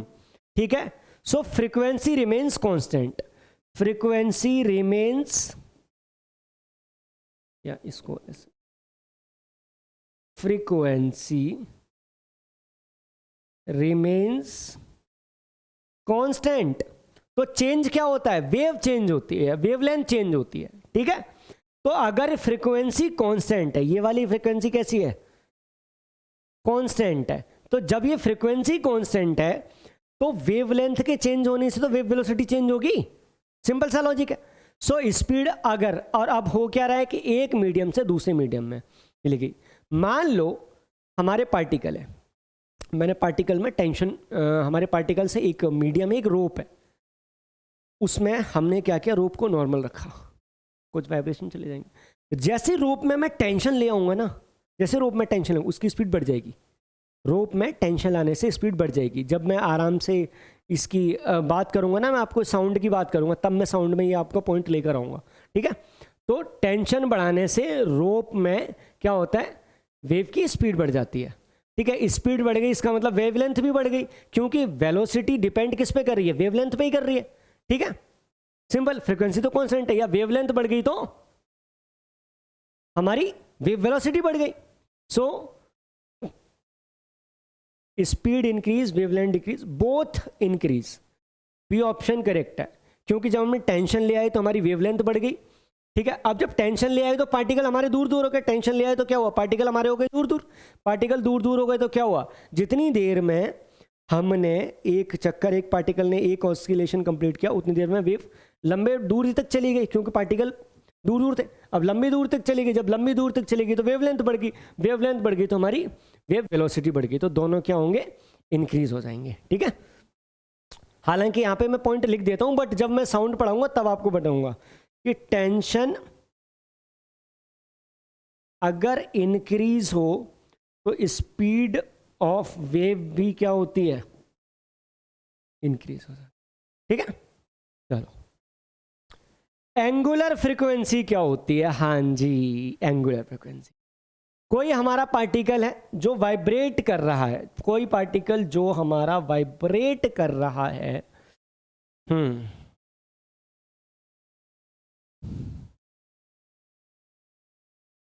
ठीक है, अब इसको जाने में पूरे में हमारा लग रहा है टाइम पीरियड।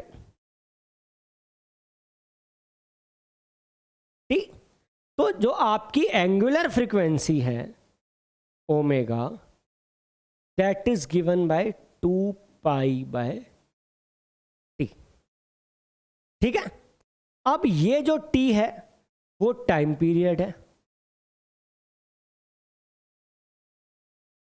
और ये एंगुलर फ्रीक्वेंसी है, तो इसकी जो आपकी यूनिट हो जाएगी वो यूनिट हो जाएगी रेडियन पर सेकंड। क्या यूनिट हो जाएगी, रेडियन पर सेकंड। ठीक है, अब है एंगुलर फ्रीक्वेंसी, मतलब आराम से वो 1 सेकंड में कितने रेडियन घूमा। अच्छा, एक मिनट, अब आगे पढ़े हमारा, मान लो अब हमें गिवन है नॉर्मल फ्रीक्वेंसी, भाई कितने चक्कर लगाए, क्या मैं ओमेगा को 2 पाई 1 बाई टी लिख सकता हूँ, बिल्कुल लिख सकता हूँ। तो 2 पाई न्यू हो गया ना ये, तो इस टाइम पे हम आपको इसको रेडियन हर्ट्स भी लिख सकते हैं, that is not an issue. अच्छा, अगला देखो, एंगुलर वेव नंबर, हाँ जी, ये बड़ा पंगा है, ये तो बड़ा पंगा हो गया। मान लो ये हमारी वेव है,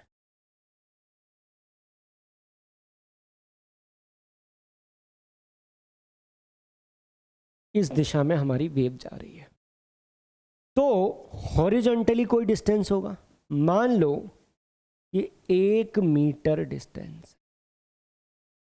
ठीक, 1 मीटर डिस्टेंस है, इसमें एक वेव बनेगी तो मतलब 2 पाई, एक वेव बनेगी तो मतलब क्या हो गया 2 पाई, 2 पाई, एक वेव बनी 2 पाई। नाउ लिसन केयरफुली, 1 मीटर में कितने रेडियन से हमारा पार्टिकल घूम गया?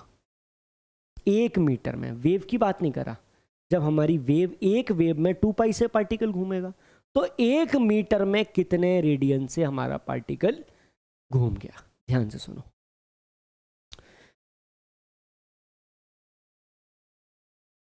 टू पाई रेडियन से पार्टिकल घूम गया एक वेवलेंथ में। सो 1 मीटर में कितने रेडियन से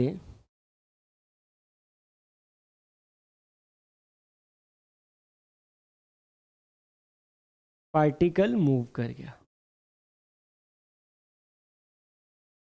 वो हमारा angular wave number. So angular wave number को हम k से डिनोट करते हैं और ये होता है 2 पाई बाय लैम्डा। ठीक है, k से डिनोट करते हैं, that is 2 pi by lambda. तो मैं ये बोल सकता हूं कि एंगुलर वेव नंबर है कि भाई 1 मीटर में अगर हमारी वेव 1 मीटर ट्रेवल करी तो उसमें हमारा पार्टिकल कितने रेडियन से मूव कर गया। ठीक है, चलो यहां पे लिख दूं मैं आराम से नन्हे मुन्ने बालकों के लिए। 1 मिनट, नहीं, ये थोड़ा सा मूव कर गया, इसको वापस वैसा ही कर ले। हाँ, यहीं लिख दे रहा हूं मैं, के डिनोट्स, क्या डिनोट करता है के? कि 1 मीटर वेव के चलने पर पार्टिकल कितने रेडियन से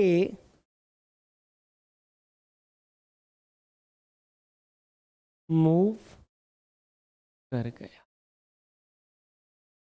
this is angular wave number. ठीक है, चलो यहां तक कोई दिक्कत?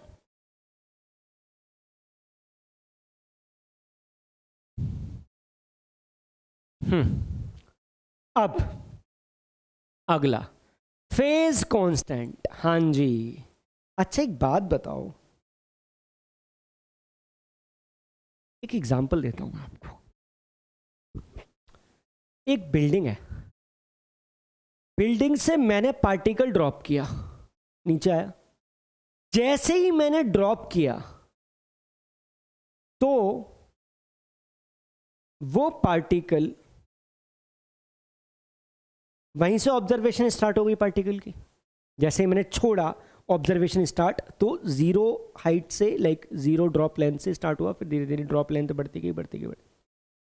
मान लो मैंने पार्टिकल को ड्रॉप कर दिया, जब वो कुछ दूरी चल चुका था मैंने तब उसको ऑब्जर्व करना स्टार्ट किया।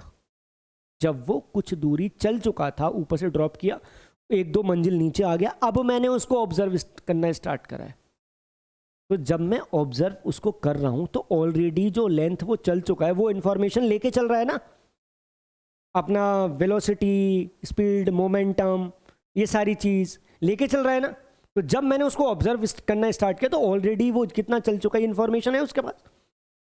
तो होता क्या है, यहां पर मैं बोल सकता हूं कि भाई पोजीशन कांस्टेंट या हाइट कांस्टेंट, कि भाई मैंने जब पार्टिकल चलना स्टार्ट किया तो तब से ड्रॉप करना स्टार्ट, जब मैंने पार्टिकल ड्रॉप किया है तब से ऑब्जर्व करना स्टार्ट करा था, तो मेरा लैग आया 0। भाई जब से ड्रॉप किया वैसे ही ऑब्जर्वेशन स्टार्ट हो गई, मेरे पास सारा डेटा है। एक मेरा दोस्त था, वो नज़र घुमा ली उसने तब पार्टिकल देखा जब ऑलरेडी वो 2 मंजिल चल चुका था। तो अब उसका टाइम 0, जो मेरे फ्रेंड का जिसने 2 मंजिल बाद उसको ड्रॉप लेंथ पे 2 मंजिल की ड्रॉप लेंथ के बाद ऑब्जर्व करना स्टार्ट किया, उसके लिए टाइम 0 पर ऑलरेडी वो 2 मंजिल चल चुका था। तो जब वो प्रेजेंट करेगा तो उसको देखेगा ना भाई। अब मैं तो उसको टाइम जीरो पर वेलोसिटी जीरो मान सकता हूँ, बट क्या वो मान सकता है? वो तो नहीं मान सकता, क्योंकि जब उसने ऑब्जर्व करना स्टार्ट किया तो पार्टिकल कुछ तो चल चुका था। अब इसको, इसी इंफॉर्मेशन को मैं यहां रिप्रेजेंट करना हूं, लिसन केयरफुली। हमारे पास ये पार्टिकल था,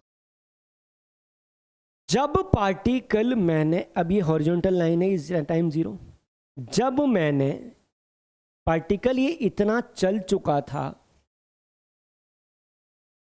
कोई फाई एंगल से ये मूव कर चुका था, फाई एंगल से मूव कर चुका था।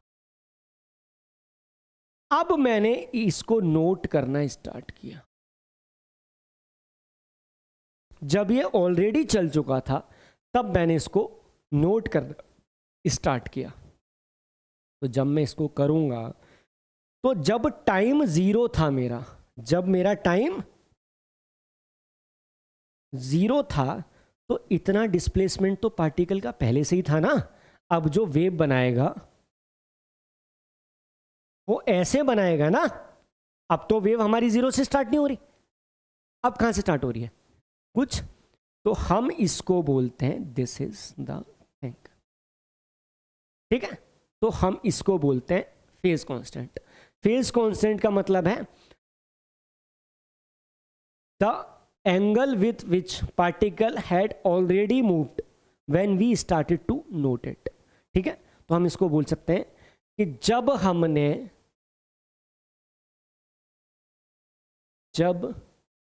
हमने पार्टिकल को ऑब्जर्व करना स्टार्ट किया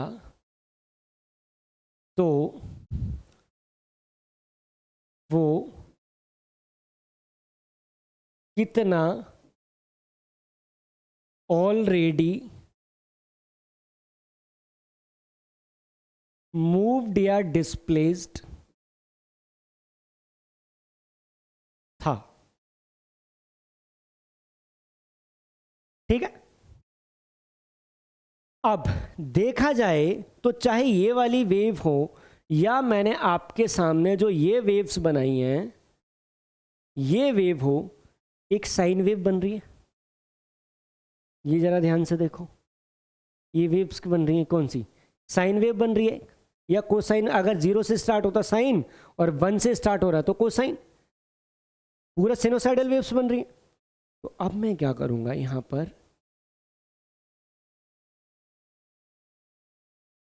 हाँ, अब मैं यहां पर क्या करूंगा कि जब मैं साइन थीटा में करूंगा, जैसे साइन थीटा है, अगर इसको करो सिनोसाइडल वेव की करोगे तो sine theta sine omega T, या जिस तरीके से उसका एंगल डिस्प्लेसमेंट था उस हिसाब से वो वेव बनी।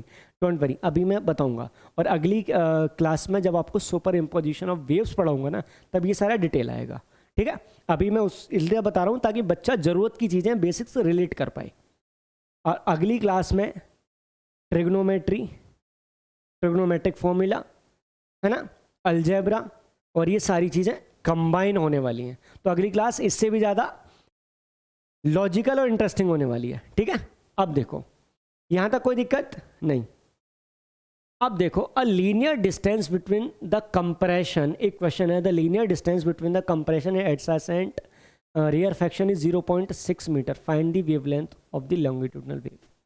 देखो, ये कंप्रेशन है, ये रेयर फ्रैक्शन है, ये कंप्रेशन है, ये रेयर फ्रैक्शन है, ये कंप्रेशन है। तो ये है C R C R C. तो कंप्रेशन और रेयर फ्रैक्शन के बीच में जो डिस्टेंस है वो 0.6 मीटर है।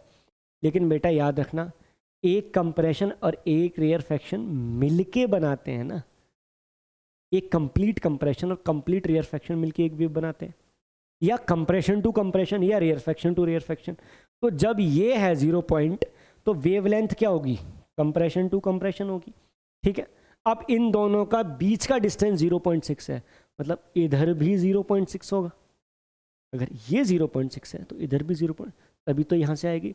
सो लैम्डा इक्वल्स टू 2 इंटू 0.6 मतलब 1.2 मीटर।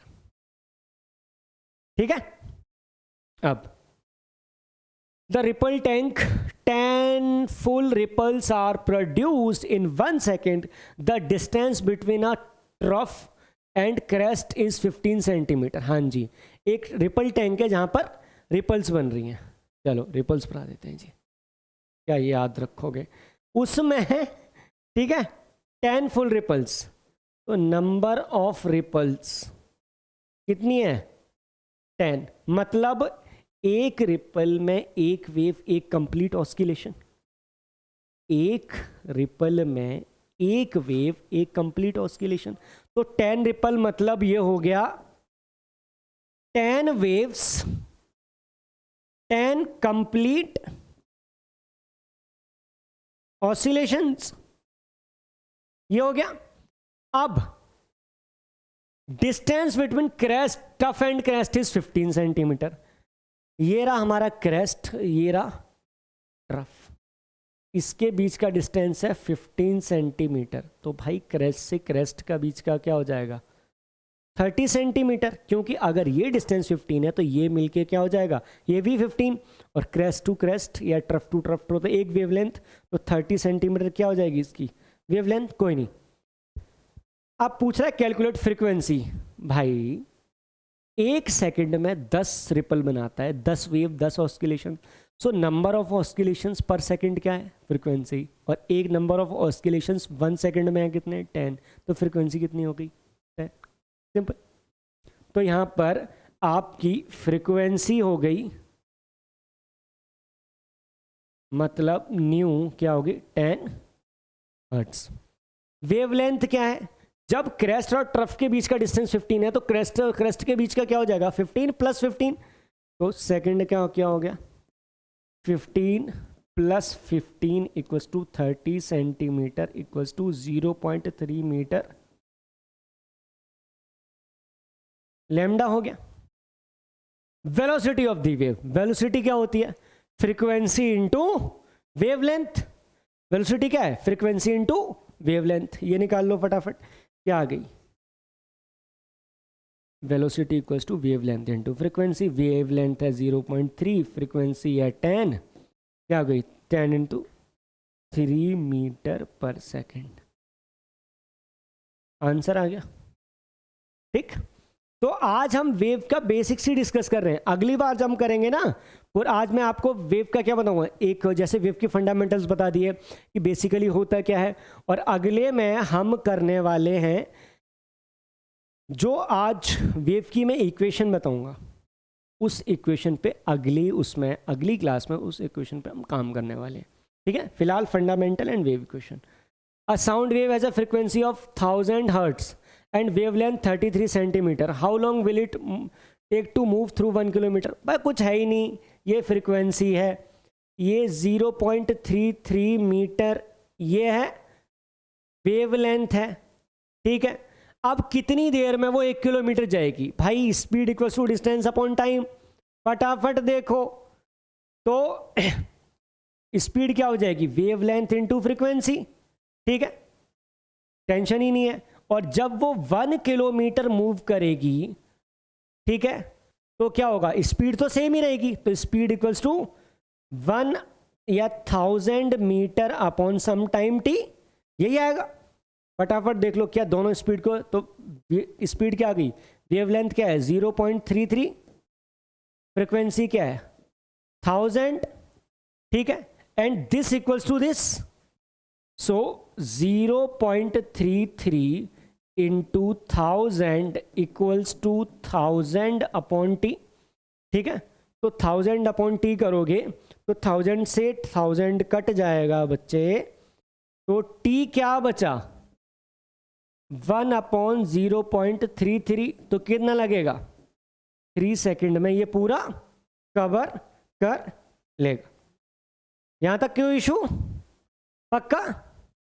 हाँ जी, चलो next we have is a source of sound produces a wave of wavelength 0.8 meter in the air and same source produces waves of wavelength 4 meter in water. If the velocity of the sound in air 332 metre पर second, find the velocity of sound in water. भाई साहब कोई tension ही नहीं। मैंने क्या है यहाँ, की पॉइंट क्या है,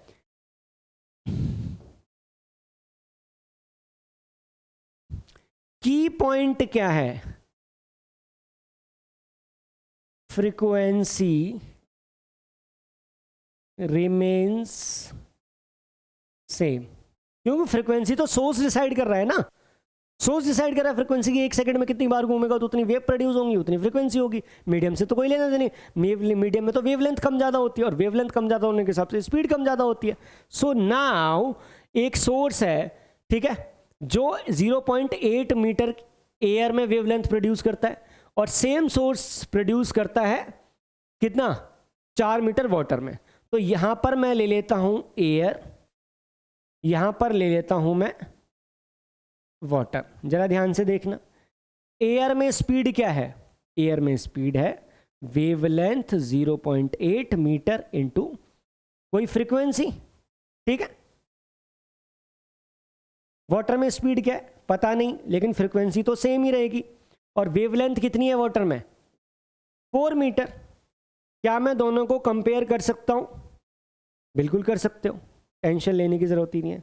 इधर देखो फटाफट, यहां से फ्रीक्वेंसी क्या आई, यहां से आपकी फ्रीक्वेंसी आई v/0.8, और v कौन सी, एयर की, मतलब 350/0.8, ठीक है।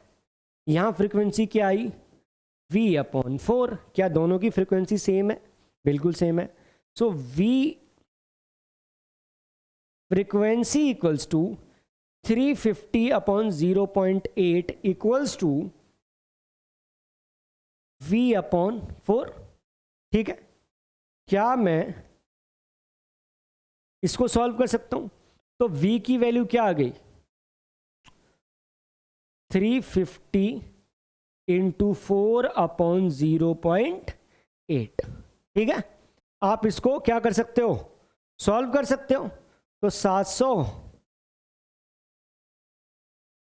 0.8 आप इसको सॉल्व कर लेना, तो लगभग 1600 के समथिंग आ जाएगी, 1600 कुछ के आसपास आ जाएगी, ठीक है। चलो इसको सॉल्व करके देख ही लेते हैं। तो इसको मैं ऊपर नीचे 10 से मल्टीप्लाई कर दूं, 10/10, तो ये हो गया आपका 14,000/8, ठीक है। सो 7,000, ये आ गया आपका 4, ठीक है, 3500/2, ठीक है। ये v आ गया 1750 मीटर पर सेकेंड, ठीक है।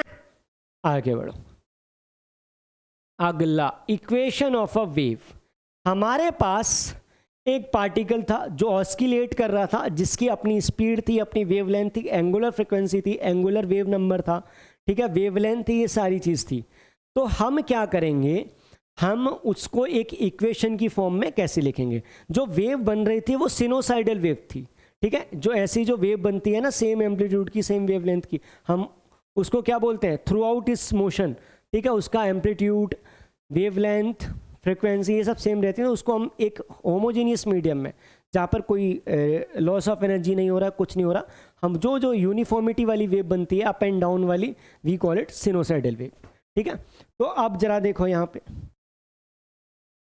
एक पार्टिकल है हमारा, ये हॉरिजॉन्टल है लाइक दिस, ठीक है। ये पार्टिकल मूव कर रहा है, ठीक, और यहां कोई एंगल मान लो थीटा बन रहा है, ठीक है। अब हमारी वेव बन रही है लाइक दिस, ये वाई है, मतलब यहां से कितना होगा, लाइक दिस इज वाई,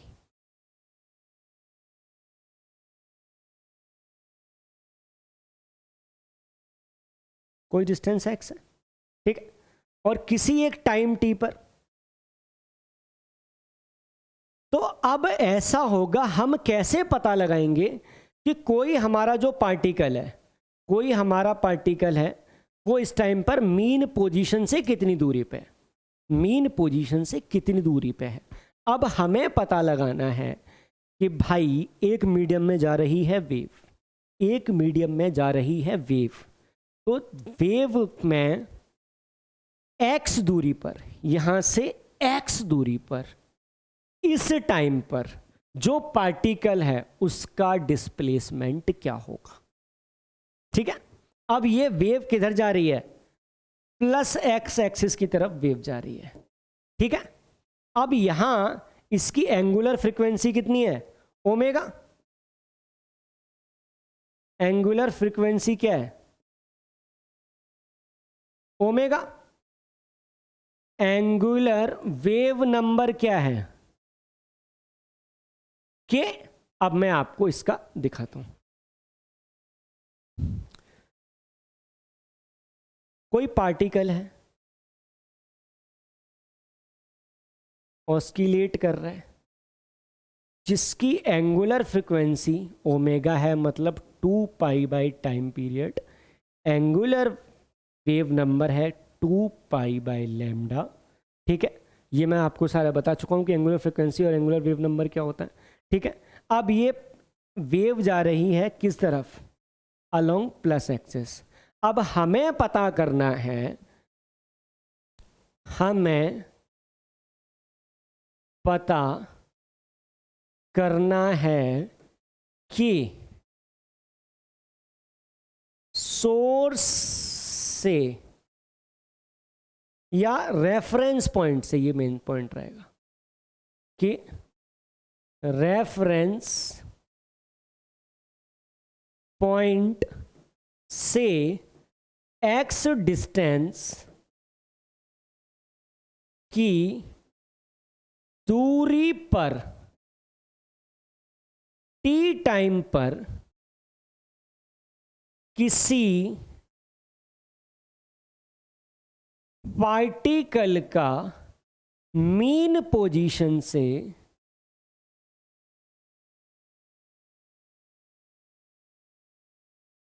कितना डिस्प्लेसमेंट होगा।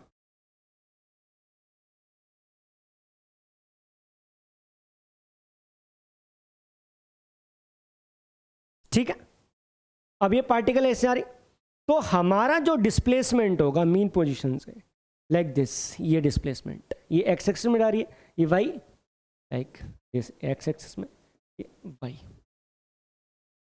तो Y will be A naught sine omega T minus K X plus Y.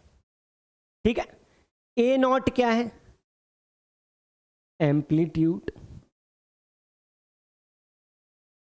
Phi क्या है, फेज कांस्टेंट। अगर कोई है तो, अगर कोई फेज कांस्टेंट है तो ये आएगा, नहीं तो जीरो। मतलब जब हमने ऑब्जर्व स्टार्ट करना स्टार्ट किया तो पार्टिकल कितना ऑलरेडी चल चुका था। सो अब यहां पर ऐसे भी लिख सकते हो कि y equals to A naught sine omega की वैल्यू क्या है, 2 pi by T, 2 pi by T time period, और जिस टाइम पर हम ऑब्जर्व करना चाह रहे हैं वो माइनस के की वैल्यू क्या है, 2 पाई बाई लैम्डा। एक्स वो डिस्टेंस जहां पर हम पता करना चाह रहे हैं, प्लस पाई। ठीक है, this is the equation that we need. अगले में हम इसका डिटेल्ड एक्सप्लेनेशन करें, एक तरीके का पोस्टमार्टम करने वाले हैं हम अगले में। ठीक है, so here we go ahead with this characteristics of medium. भाई मीडियम क्या है, आप ध्यान से दो। मीडियम वो है जिसके पार्टिकल्स वाइब्रेट कर रहे हैं, जिसके थ्रू वेव मूव कर रही है और जिसके पार्टिकल्स वाइब्रेट कर रहे हैं। So in a wave motion disturbance travels through a some distance, but medium does not travel along with the distance. Medium नहीं, कोई नहीं जा रहा है, वो अपनी जगह पर शांति से वाइब्रेट कर रहा है, ठीक है। तो क्या क्या मीडियम होने चाहिए सबसे पहले, ठीक है, इलास्टिसिटी होनी चाहिए। क्या होनी चाहिए? इलास्टिसिटी। इलास्टिक का मतलब मैंने बताया था, अगर आप स्ट्रेच करोगे तो वापस लौट के वहीं आ जाएगी। तो मीडियम के पार्टिकल्स में इतनी काबिलियत होनी चाहिए कि अगर उसको डिफॉर्म किया जाए, मीडियम के पार्टिकल्स को उसकी पोजीशन से हटाया जाए, तो लौटकर वापस उसकी पोजीशन पर आ सकें, ठीक है। तभी तो मान लो ये पार्टिकल है, अब मैंने कोई यहाँ कर दिया तो लौट के वापस ऐसे आनी चाहिए ना, ठीक है। अगर मैं इसको ऐसे डिफॉर्म कर दिया, इस पार्टिकल को ऊपर पहुंचा दिया, तो लौट के वापस आना चाहिए ना। जब लौट के वापस आएगा तभी तो उधर जाएगा, तभी तो वाइब्रेशन स्टार्ट होगा, ठीक है। Now the medium must be capable of storing energy. Energy store करनी चाहिए, ठीक है। अगर एनर्जी स्टोरिंग नहीं करेगा तो that makes no point. The frictional resistance must be negligible. अब क्या हुआ, वेव को आगे मूव करने में ही दिक्कत आ रही है, मीडियम ही उसको अपोज कर रहा है। जब मीडियम ही उसको अपोज कर लेगा तो यार बड़ी दिक्कत हो जाएगी।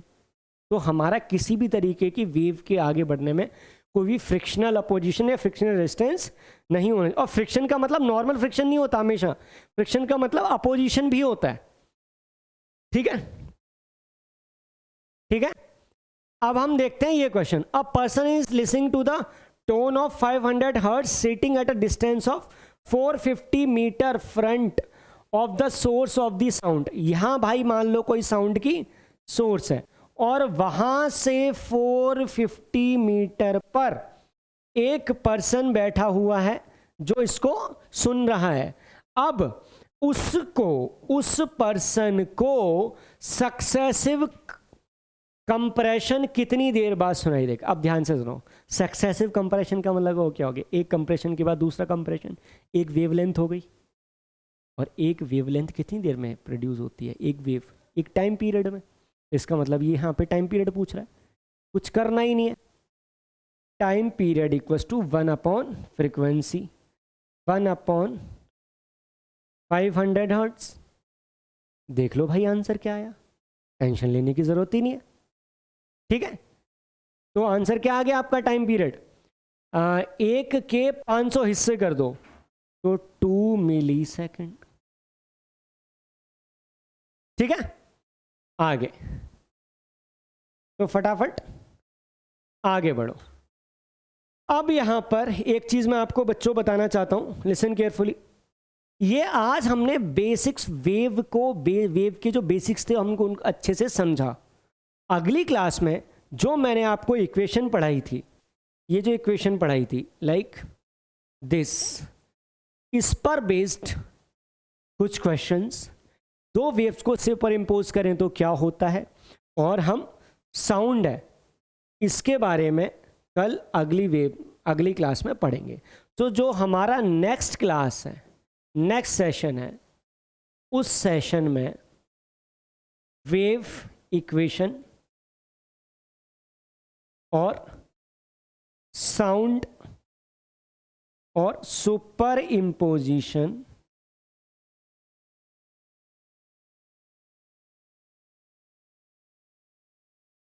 ये हम पढ़ेंगे। स्पेशल फोकस हमारा साउंड पर रहेगा, ठीक है। सो प्लीज अगली उसमें ये चीज पढ़ के आना, और जो हम वेव पढ़ रहे हैं उसी को आगे कंटिन्यू करेंगे but with the flavour of sound, ठीक है। सो प्लीज पढ़ के आना। ये मैं बार बार रिपीट इसलिए कर रहा हूं क्योंकि अगले सेशन में हम ज़्यादा से ज़्यादा इसका फ़ायदा उठा सकें। और मैंने डिसाइड किया कि हर सेशन में आपको बताता रहूँगा कि अगले सेशन में हम क्या करेंगे, ताकि आप पहले से ही पढ़ के बैठें उसको, and we can proceed ahead with that, ठीक है। सो ये आपका होमवर्क है भाई कि पहले से पढ़ना है, ठीक है। और हमारे मॉड्यूल में से जितने भी पॉसिबल न्यूमेरिकल्स हो सकते हैं कर लेना, अगली क्लास में हम उस पर भी ध्यान देने वाले हैं, ठीक है। So that's all for today, thank you so much, bye bye, take care, have a nice day ahead. पढ़ते रहिए, मेहनत करते रहिए, मुस्कुराते रहिए, अपना ख्याल रखिए, थैंक यू।